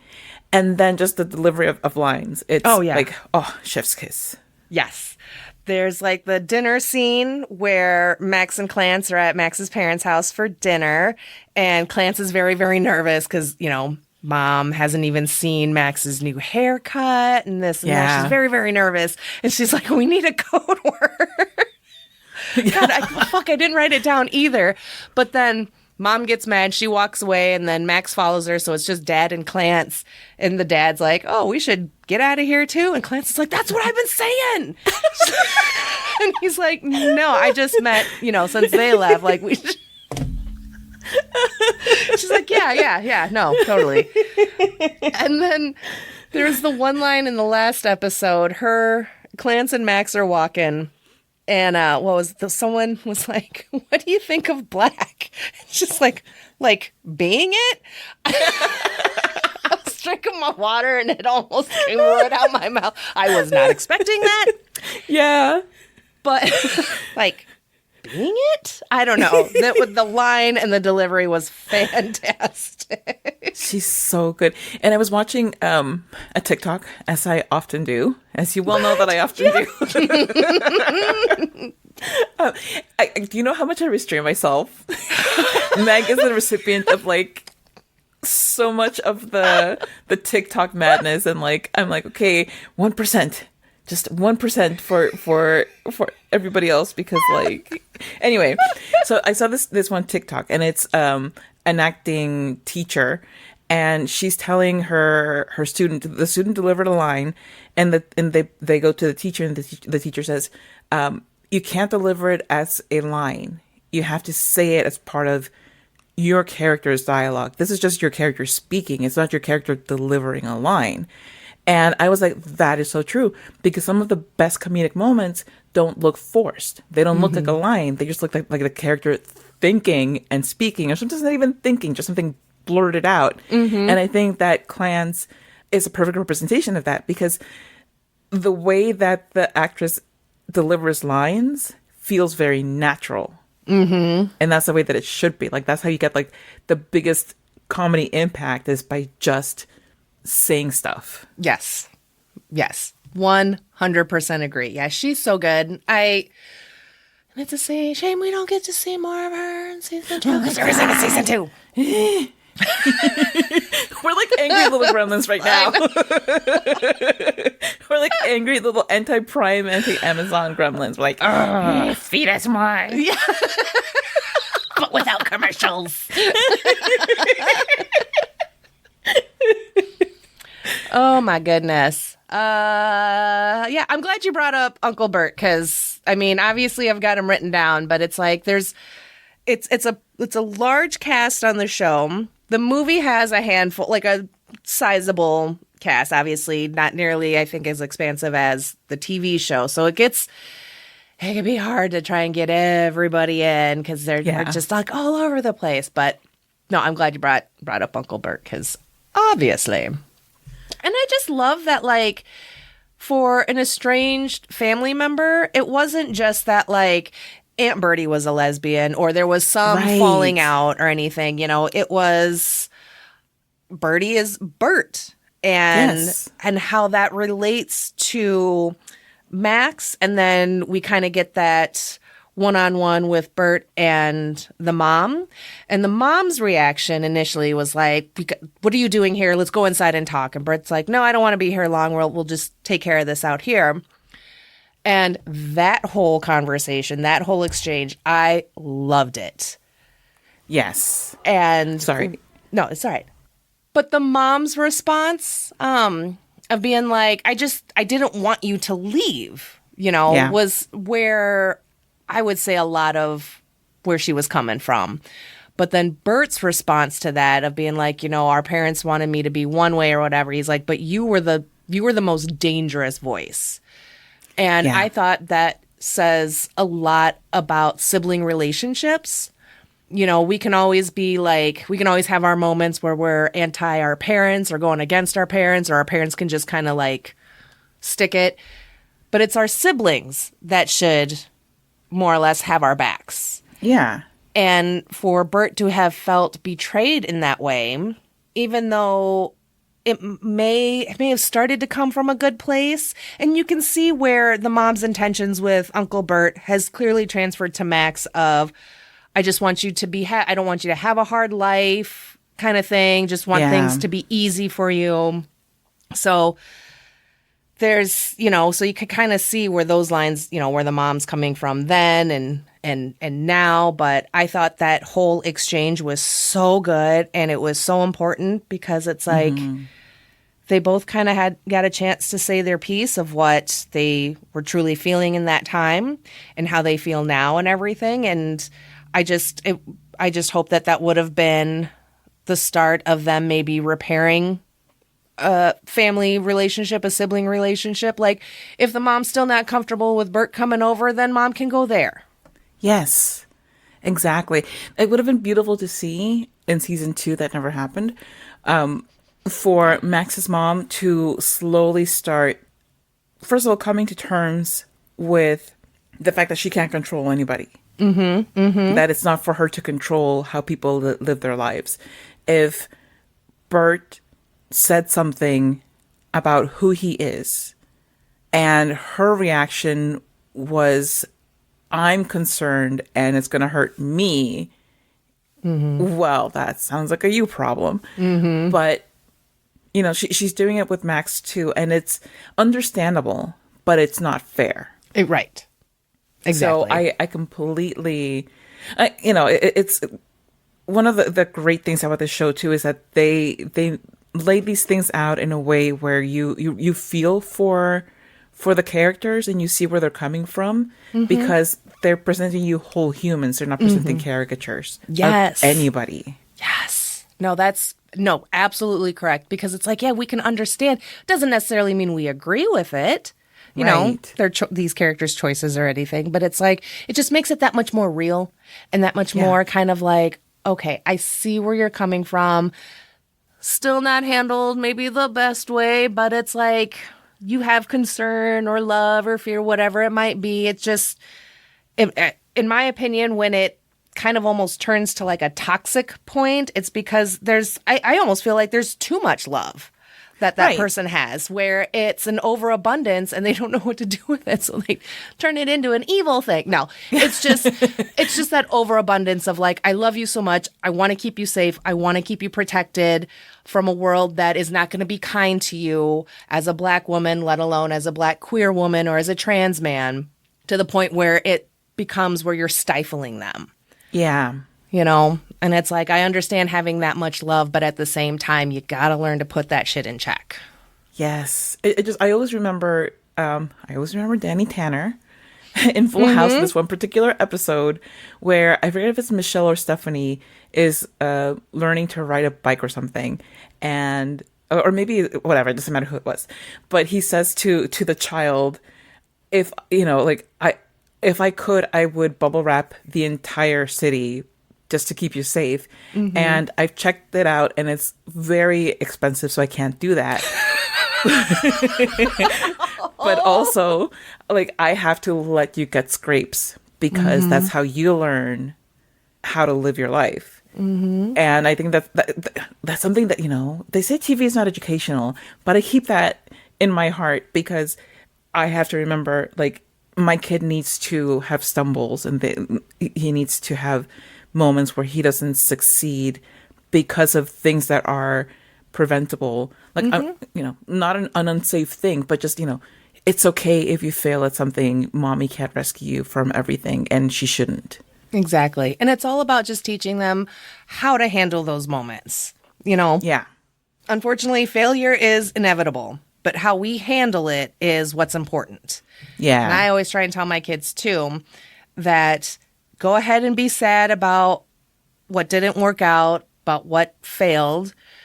But when you're done being sad, you got to figure out what's the lesson here. I was like, every failure, every mistake is a lesson. And it's whether or not you want to hear it, learn it. God, my God, how old am I?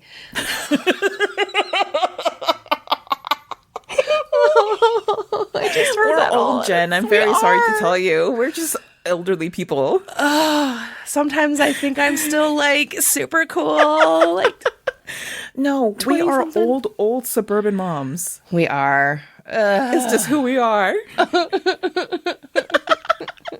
That's all right. It's just, God, it was just that moment where all of a sudden I was like, fuck, who's speaking? Right. That wasn't me. You were like channeling. Like, I could see like the suburban mom ancestors. Yes. Like there was like a white halo emanating from behind you, and I could see the whispers of the maternal ancestors coming through and like hitting your brain like an antenna. It was amazing. But all that to say, failure is important. It's okay.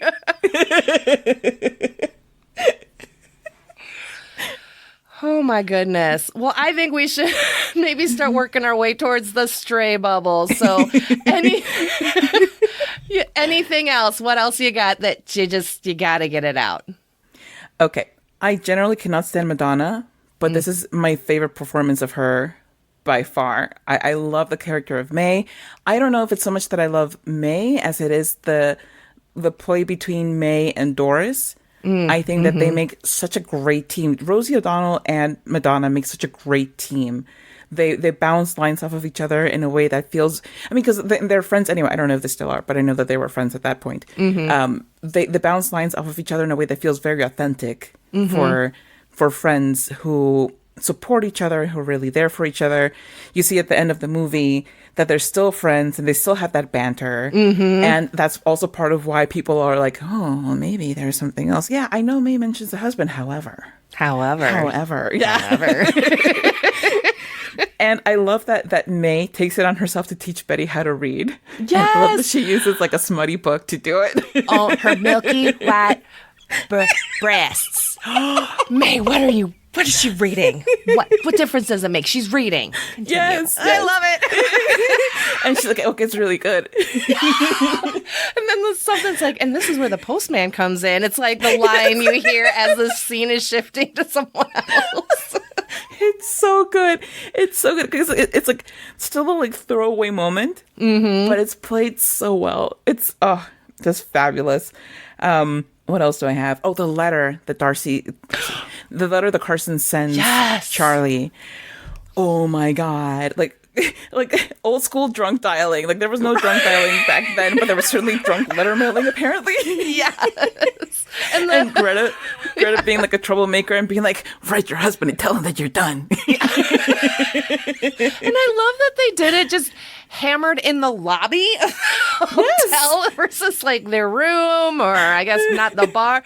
And I love the desk clerk.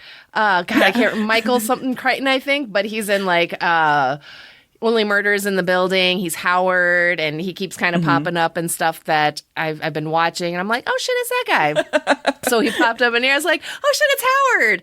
And he was just delightful. Like just that tiny little bit. He's so scared of them. And but yeah, I I love that whole scene, them just getting drunk, trying to write this letter. You gotta send it. You gotta send it. And then the next day they're like, where's the letter? He's like, I sent it. He's like hiding under the desk. He's so scared. Poor guy's like, did you want me to send it or not? I'm so confused. But yeah, like, and then the fact that Charlie reads the letter but doesn't tell her that he has received and read it until he gets there and can confront her face to face, which I think, I don't think that there's anything wrong with that, because I can understand being like, okay, I don't want to be rash about this. I need time to think about it, to really process it. We can talk about it face to face and then discuss it rationally among adults. And I always hate to see anybody's hearts getting broken. But at the same time, Carson wasn't living her life authentically. The fact that she ran away from home, basically, rather than face her husband who was coming home from war. She's like, I gotta fucking go. Right, exactly. I cannot be here when this man is here with his penis. Like, I just can't deal with that. Like, it's nice, but it's not that nice. Yeah. Like, okay. Like the contrast between that and then Dottie in the movie wanting her husband to come home and being like constantly worried, because like that's one thing that they don't really go into detail about, also because Dottie's very reserved. Yeah, but Dottie's very worried about her husband, and you don't really get to see that because she's also so worried about making sure that Kit's okay. She's always trying to take care of somebody, and whoever happens to be there is like, okay, you're my project now. But Bob comes home and he's Bill Pullman. So of course she wants to immediately leave with him. And have babies. I fully respect that. Yes. Absolutely respect that. Especially 1992, Bill Pullman. Like, come on. In that, thank you. In the uniform, and he's like, that's my wife. You're like, yes. He's supportive. He's handsome. What more could you possibly want? Not much. Like, and her decision to stay married, to go home and only do one season, feels very authentically hers. Like she loves baseball. She loved playing baseball. She loved the energy and the rush that it gave her. But ultimately, she really did want to go home and have a family with her husband. And there's nothing wrong with that, because that's one thing that people mistake about the feminist movement. The feminist movement is that we all must go to work and we almost all must provide for our families and be breadwinners. It's like, it's giving people the option. And it's giving everybody the option. It's not solely about giving women the option, because if you are the kind of person who you're a woman and you want to be the breadwinner and your husband doesn't want to do that, he wants to be a stay-at-home dad, he should have the ability to do that as well. That is what feminism is about. It's about giving people equal opportunity and equal choice to do the things that they want to do, not the things that that the patriarchy has, the roles that the patriarchy has forced them into. Anyway.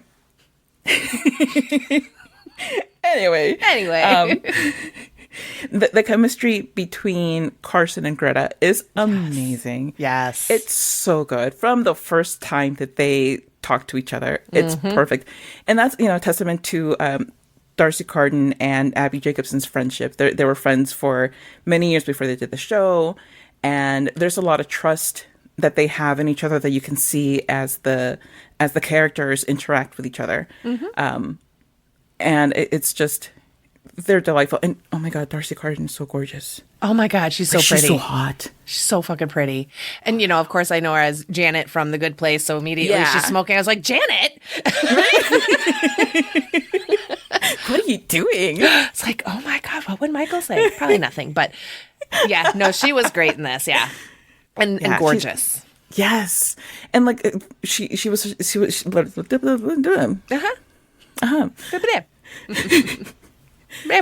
she's such a good actor that you go from watching her in The Good Place to watching this. They're such distinct characters. There's very little overlap in anything about them. And just, the fact that she doesn't have like 50 million roles right now is mind-boggling to me. Right? She has range. Right? I was thinking about that too. I was watching this because, like, my 11-year-old and I were watching The Good Place. He stalled out. We still have to finish the series, like the last season. But I was like, yeah, I remember like Darcy Carden, really everyone loved Janice. She keeps popping up, would keep popping up with cacti and shit. And like her Funko Pop was Janet with a cactus. Like, come on. And then, when she originally got this role, I was like, awesome. She's continuing to do things. And I'm sure she's working. She's probably not just in anything that I've seen, but I feel like her name isn't out there as much as it once was. You know what I mean? And maybe, and that's maybe by choice, hopefully. And that's fine too. But we love her and would like more of her in other things. All the things. Yes. Yeah, with Charlie, because we didn't really talk about him that much, but that's all right. I was all kind of set and ready to like not like Charlie for whatever reason. Same.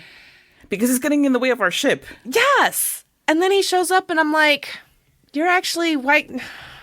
I don't get to hate you like a lot. Right? Like you're a decent fella. Yes. He's also supportive. He's like, no, you're a ball player. You go play ball.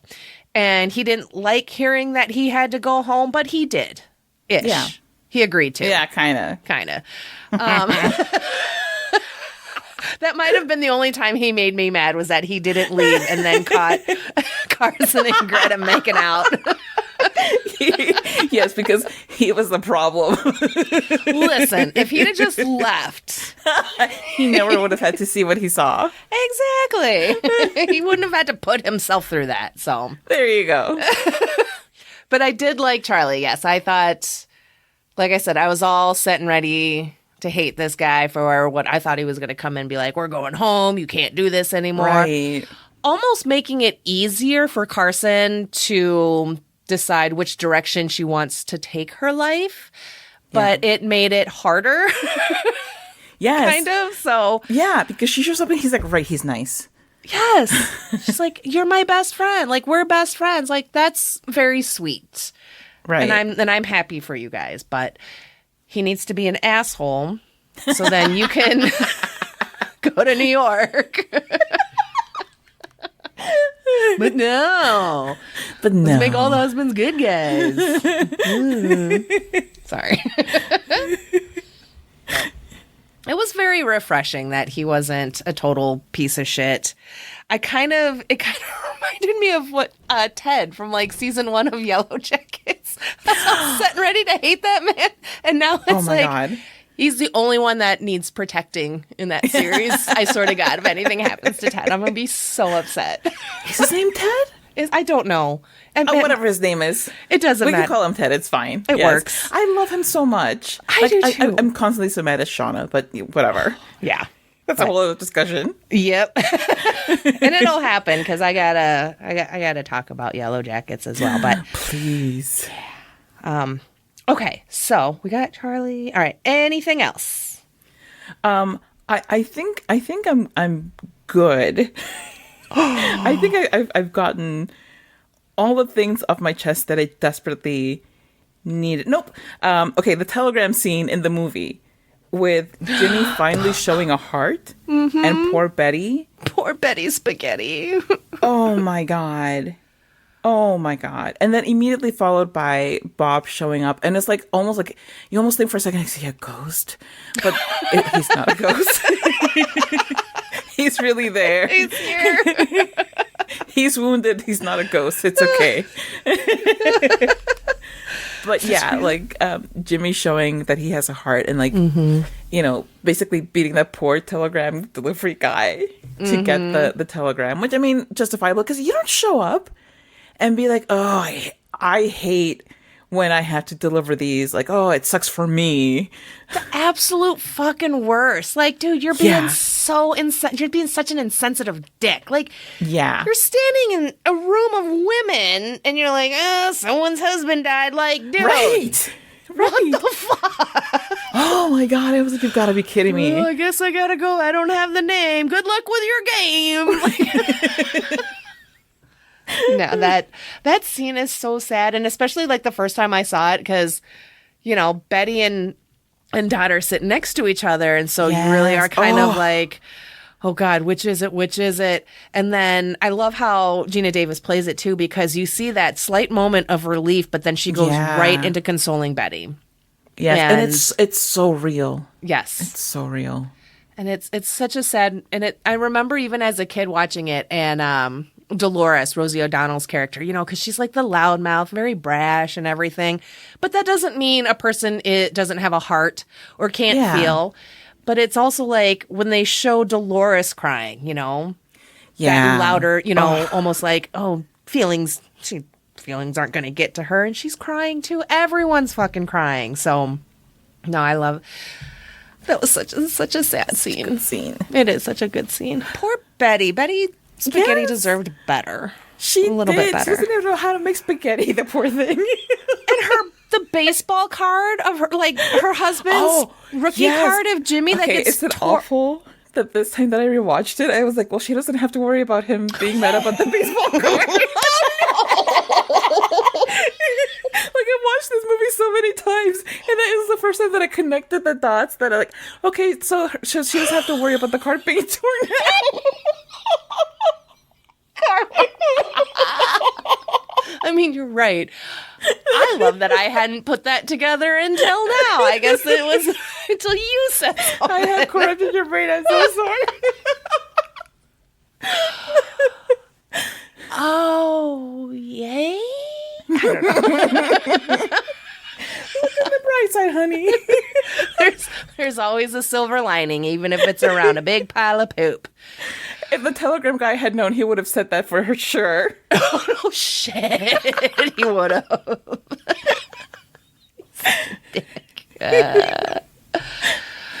All right. Jeff. It's not Ted. It's Jeff. Jeff. Okay, the husband in Yellow Jackets. Potato.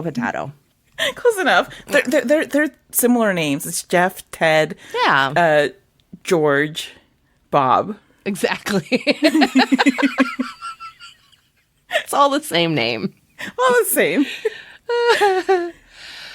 All right. Anything else? Believe it or not, no. Oh, okay. All right. I think I'm pretty good. John Lovitz in the beginning of the movie. Oh, yeah. Is a hoot. And so then much fun. I was reading in IMDb that he actually had more lines and actually a little bit more kind of more serious-ish moments. But it all got cut down to his sassier, funnier, smart-mouthy moments because, you know, test audiences and reactions and whatnot. Mm-hmm. I mean, he was pretty spicy as it was. Like, I'm not surprised. And I appreciate that because he just cracks me up in the beginning of this movie, and he's at the farm and he's trying to recruit the sisters, and then he tells Kit, you know, you can come if you can convince your sister, and he's surrounded by chickens. He's like, get these wild animals away from me, in his very John Lovitz kind of way. Yes. When he's on the train and the girls are running to the train, and he goes to the window and he like puts his knee down on the bench, and the woman's like, hey, because like he's putting his knee down like right near her crotch, and he's like, what, you like it? And after he gets them to Chicago, and they're like, oh, you're not staying? And he's like, something about like going home, giving his wife a slap and a tickle pickle or pickle tickle. Right. And then, you know, and then he's leaving. He's like, God, I hate it when they get attached to me. It's like, what? It's hilarious. He was so perfect in that role. He really was. I totally forgot. I don't know how I could have forgotten about him. But as soon as the movie starts and he's there, I was like, oh, shit, yeah. He's great in this. I can't believe I forgot to mention this, but I hated Kit so much. You know, Kit always drove me nuts because she was just kind of whiny. And even watching it now, I'm just like, why would you think, like, what happened in y'all's childhood where you have this much distrust for your sister? Where you think your sister intentionally went to the league to be like, trade Kit, not me. Right. Like, Dottie has done nothing but support Kit the entire time. Mm-hmm. Like, she didn't want to get on that train. She got on that train because it's the only way that they were going to take Kit. Mm-hmm. She wanted to be traded off the Peaches because she didn't want to, quote unquote, get in Kit's way. All she wanted was Kit's success, and it's not Dottie's fault that she was just better at everything. Yeah.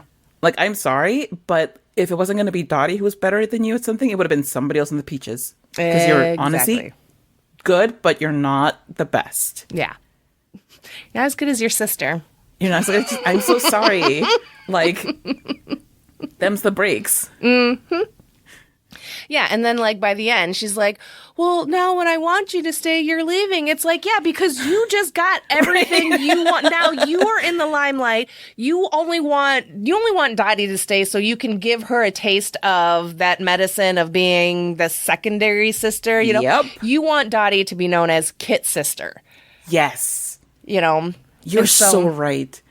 You're so right. I hadn't thought of it that way, but you're so right. And it's like, Kit always drove me nuts, but I think she drove me especially nuts this time around too. Again, being a little older, also as an older sibling who sacrifices everything for her younger brother. Right? So it was just, especially when she came in and she throws the baseball at her and she's like, I've been traded. It's like, what makes you think? Seriously, what fucking, like, are you just that bitter and that jealous of your sister that you have to automatically assume everything she does is to intentionally ruin your life? Right. Or even anything that she does has anything to do with you. Like, how self-centered are you that you think that anything that Dottie does is connected to you in some way? Like, Dottie's breathing oxygen because she wants to, like, show me up and, like, the whole living thing. Okay, sure. How dare she? Dare she, for real. Oh, the only other thing I could think was that maybe, and this is just based on the beginning, when after the game and they're walking back up to the farm and Kit's walking ahead and she's like, what, I can't even walk faster than you? And Dottie's like, yeah, no, you can. And then she skedaddles up and then they start running and everything. It's like, maybe did Dottie just pull a lot of those kind of like microaggression, better than you kind of like, just has it been like a lifetime of those teeny tiny moments of her just like picking at you and you're just like, fucking stop it. I don't know. That was the only indication in my eyes that could maybe possibly tiny bit sort of kind of explain that maybe Dot was always fucking with Kit. Possibly. But like, just like you said, that is the only time in the entire movie that I see that happen. Everything else is just a product of Dorothy just being better than Kit and Kit not knowing how to handle it. Yep, exactly. So, I'm glad you brought that up. You know, because then, of course, too, at the very end, when they're all old, and for the record, for way too long, I thought old Dot was Gina Davis. And my dad's like, no, that's a completely different actress. They just dubbed her voice. And I was like, what? I just thought that she had a really good voice. I was like, oh. I only realized that it was not Gina Davis this time that I watched it. She looks so much like her. Yeah. I'm just like, that's the best prosthetics I've ever seen. Right? I was like, and why did they only age up Gina Davis and brought in replacements for everybody else? I guess I just really like Gina Davis. I mean, I can't blame them. Exactly. But yeah. and then the dubbing becomes so much more obvious because of how many times older Dot speaks and we aren't seeing her face. Yes. It's like the back of her, or she's kind of turned, or it's a little farther away, but yeah, that was me. But either way, so at the end, you know, and like Kit's there, and her whole family's there. She's like, look at me, I'm big, famous baseball. Like, look, this is what you wanted this whole time. Look how happy you are. Your sister's happy for you. And also, I was always kind of under the impression that kind of in the beginning of the movie, the Dot's daughter is like, oh, and then maybe you get to see Aunt Kit, and you guys hardly ever get to see each other. And for some reason, maybe it's just because of the events of the movie, I always felt like their relationship was a little more strained, a little more, a little more tension there. Because why would it be such a big deal to run into your sister? You know, Right. She kind of makes it seem like it's this thing, but Yeah, by well, the that's the end, impression that I got too. yeah, but it's like by the end of the game, they've reconciled. You know, they do their family goodbye. You know, lay off the high ones. I like the high ones, and the name calling. Yeah. So it's like, so what's happened over the last? I will tell you what happened. Tell me. I will tell you what happened. Okay, so here's definitely what happened for sure. For sure. For sure. For sure. Okay, so Kit stays on the league, and so she's traveling and being very famous and being very beloved, and then the war ends and the men start coming home and start going back to baseball, so nobody's paying attention to Kit anymore, and who does she blame? She blames Dottie. She blames Dottie for being supportive and writing her letters and occasionally going to a game, like all pregnant and stuff with her babies. And like, you're rubbing your lifestyle on my face. And it's like, you wanted to be a baseball person. And I'm just out there living my farm girl life. And you're still mad at me about that? Good Lord, you're insufferable. So Dottie's like, I'm going to let you cool off because I have children to take care of. I don't need another one right now. And Kit's like, fine then. I'm also going to have babies. I'm going to have more of them than you are. So she goes off and she procreates like hell because she's like, I'm going to beat her at something. And so she has like 15 children and Dottie only has 3. So Kit is like, I beat you at something. And Dottie's like, it was never a contest. Like, it was not really... That was not really a thing, Kit. And so Kit gets very mad at her and like she stops speaking to Dottie because she's like, I can't take Dottie's competitiveness in every aspect of my life anymore. So new contest. Let's see who goes without speaking to the other the longest. So Kit stops speaking to Dottie altogether. And they only communicate through their children. And because Dottie is a grown-up, she tries to reach out to Kit. And Kit's like, tell her I'm busy. Tell her, talk to the answering machine. And so when they get to the thing with the reunion, and Kit's there. I don't know if you noticed, but when Kit spots Dottie and it's like, oh, Dottie, she pushes her grandchild to the side. She full out reaches down, shoves her grandchild to the side so she can give Dottie a dramatic hug where Dottie's just like, oh, I'm so happy to see you, sister. Kit's like, let me show the whole world how loving I am to my sister. And that is how that happened. 100%. That's exactly what happened. Yes. That is on point for that fucking character. Right. Yes. It makes so much sense, especially when you're like, well, the war ended and all the boys came back home. I was like, that's totally Dottie's fault. 100%. Your husband came home. He dragged everybody else with him. Yeah. Your husband hadn't come home. Oh my God, I love it. Was injured. The war ended. It's your problem. Mm-hmm. Thanks. Oh God, I love it. All right. Well, on that note, we will go ahead and head on to the Midwest goodbye. And this is the beginning of the end where we done our whelp knee slap and we're standing at the door where we'll spend another lot of minutes just kind of hanging out, finishing our goodbye. So first up is the 6 Degrees of Nicolas Cage. And that's where we connect either the show or the movie in this case to Nicolas Cage in 6 steps or less. Carla, how'd you do? Well, I chose Abby Jacobson because I adore her. Nice. I think she's phenomenal, and she's just one of my favorite everythings.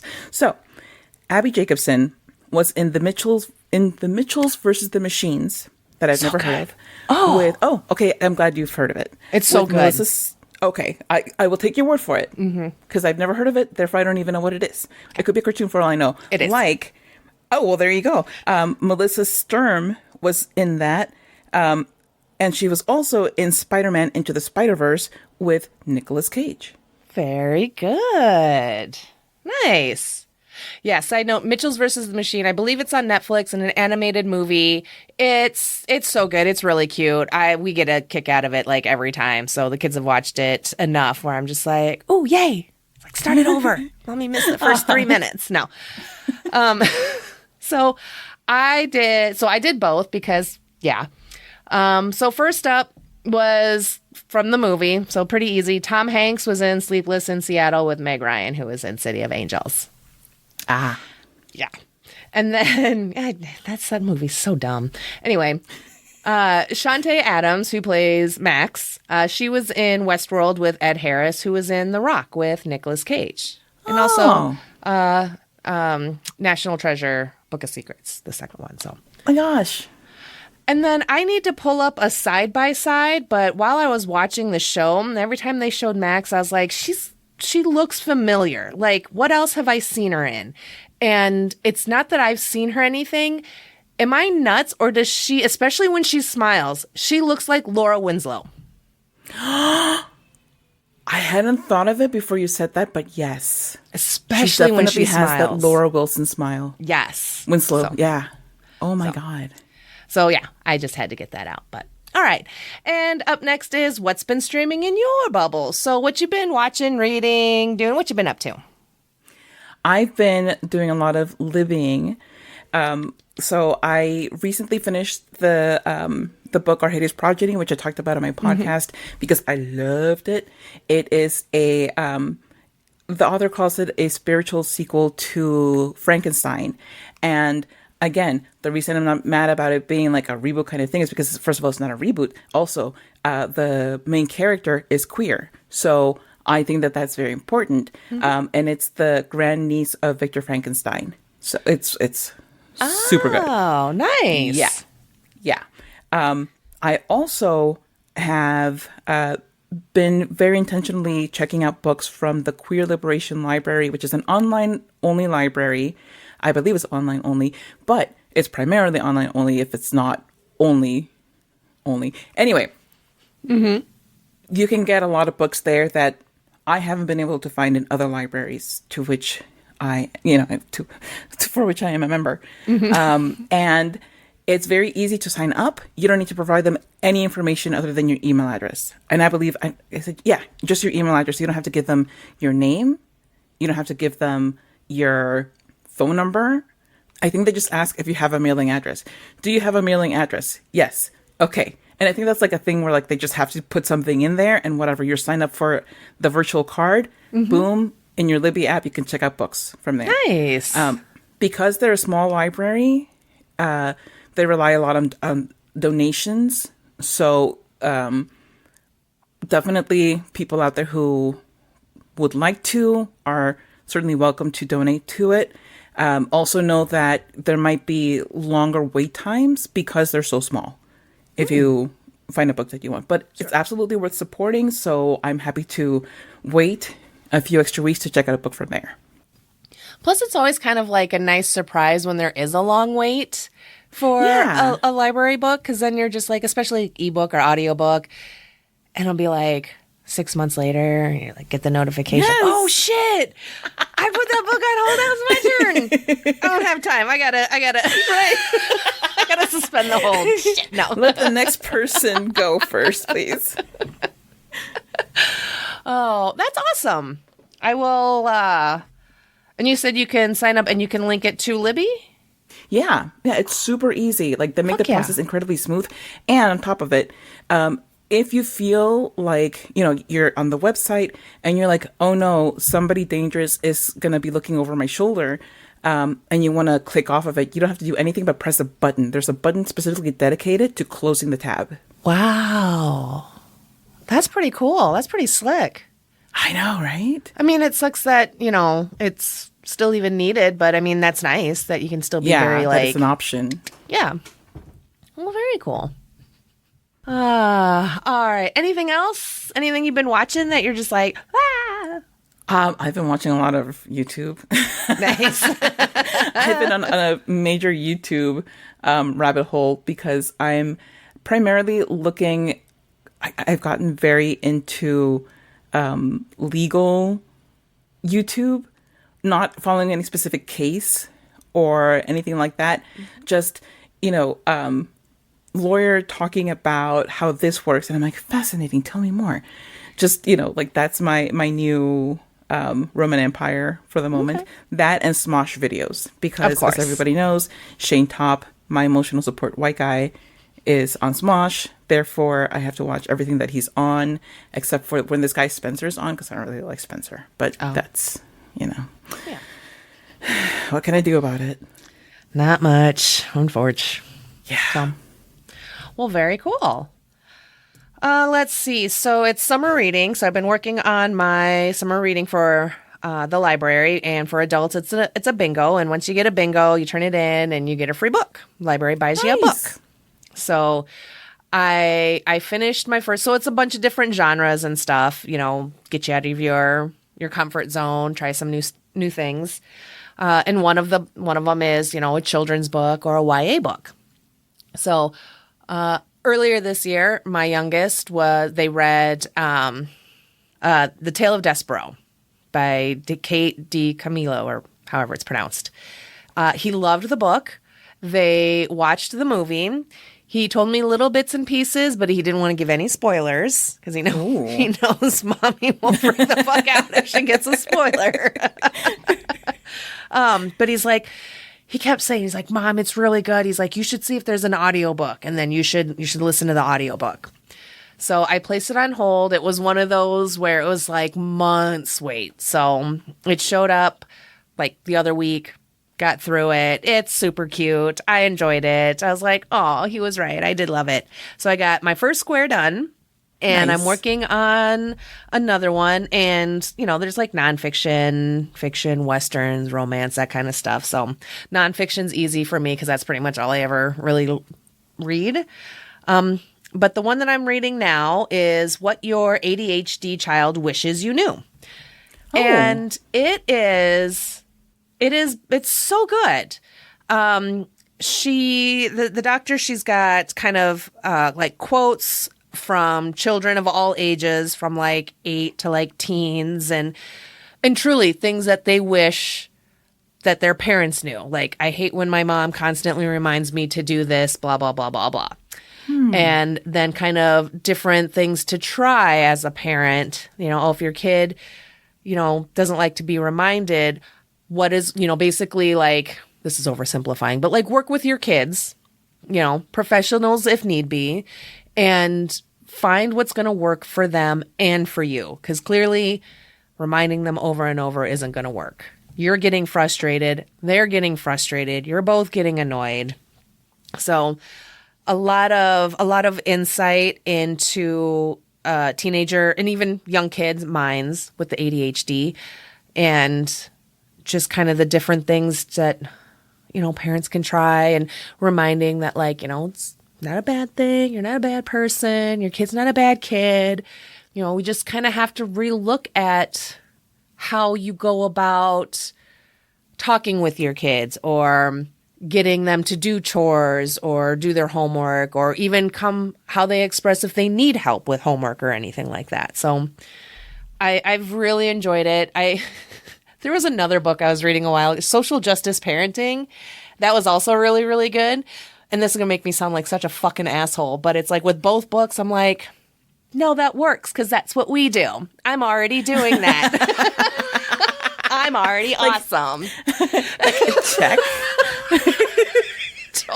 100%. I was like, oh yeah, no, not everyone does that. That's so weird. Like, you mean people don't know how to do that? Like, oh my God. I didn't know that there were people like that out there. I didn't need to read this book, but I could have written it. So yeah, those have been very, very helpful. And then as for shows, other than the pod prep, I've been rewatching Letterkenny again. And oh my gosh, I'm so surprised. I know, right? I don't know. It's one of my favorites. It's such a comfort. It's so funny. And no matter how many times I rewatch it, I still laugh out loud at a lot of it. So, but yeah, that's pretty much it. So that's awesome. Thanks. All right. Well, that's going to do it for us today. So, Carla, thank you so much for joining me today to talk about the show and the movie and being all over the place with it. I think we just feed off each other too much. And I know, right? I'm pretty sure I got everything out. Like, I kind of did a quick scroll through my notes and I'm like, yeah, no, I think that's all right. So, but this has been a blast. Thank you so much. And if you want to go ahead and let folks know where they can find Okay Real Quick. For sure. And thank you so much for having me. I enjoyed myself a lot. Yay. I want to let people know that Meg and I covered both the movie and the show on Bedwetter Behead. So wherever you get podcasts, go and check out the episodes on those two. And my new podcast, Okay Real Quick, is also available everywhere. And you can look for it. And, you know, if you have like 10 minutes that you're waiting for something to, I don't know, happen with your computer, and you're like, oh, I need something to keep me busy for 10 minutes. Okay, real quick. Okay, real quick. Just go check it out. And also, we have social media now.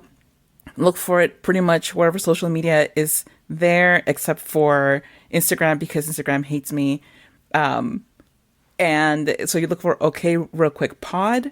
I have a few TikToks out because that's the one app where I practically live. So I actually know what I'm doing there. And yeah, there I am, and there I'll be.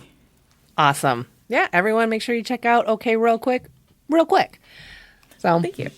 All right. Well, thank you to the lovely bubblies for listening. And again, thank you, Carla, for being here. And until next time, keep streaming. Goodbye. Bye. Okay. I was like, am I I was going to yell waiting for you to give me a look. I was starting to give you a look, and I was like, I'm going to start yelling. If you're enjoying this podcast, be sure to let me know by rating and reviewing on a podcast player near you, and by sharing your favorite episodes with your friends, family, and mail carrier. Then be sure to follow me on all your favorite socials like Facebook, Instagram, Threads, and Blue Sky. Just search My Streaming Bubble and I should pop on up there for ya. If you have suggestions on what I should stream in my bubble next, or you want to be tolerated, send an email to mystreamingbubble@gmail.com. Looking for merch? Stop by my Redbubble store where you can find and buy My Streaming Bubble stickers, hats, shirts, and more. You can also head over to buymeacoffee.com and, well, buy me a coffee. Need more Podcast Me in your life? Then be sure to check out my other podcast, Twin It to Win It. That's a monthly podcast that I co-host with my podcast brain twin, Erin from It's a Fandom Thing, where we test our twinningness by trying to guess if we both feel the same way about different horror movies. You can find and follow us on Facebook, Instagram, Threads, and Blue Sky. And most importantly, you can listen, rate, review, and share from most podcast players. Thank you for your support, and keep streaming. Goodbye.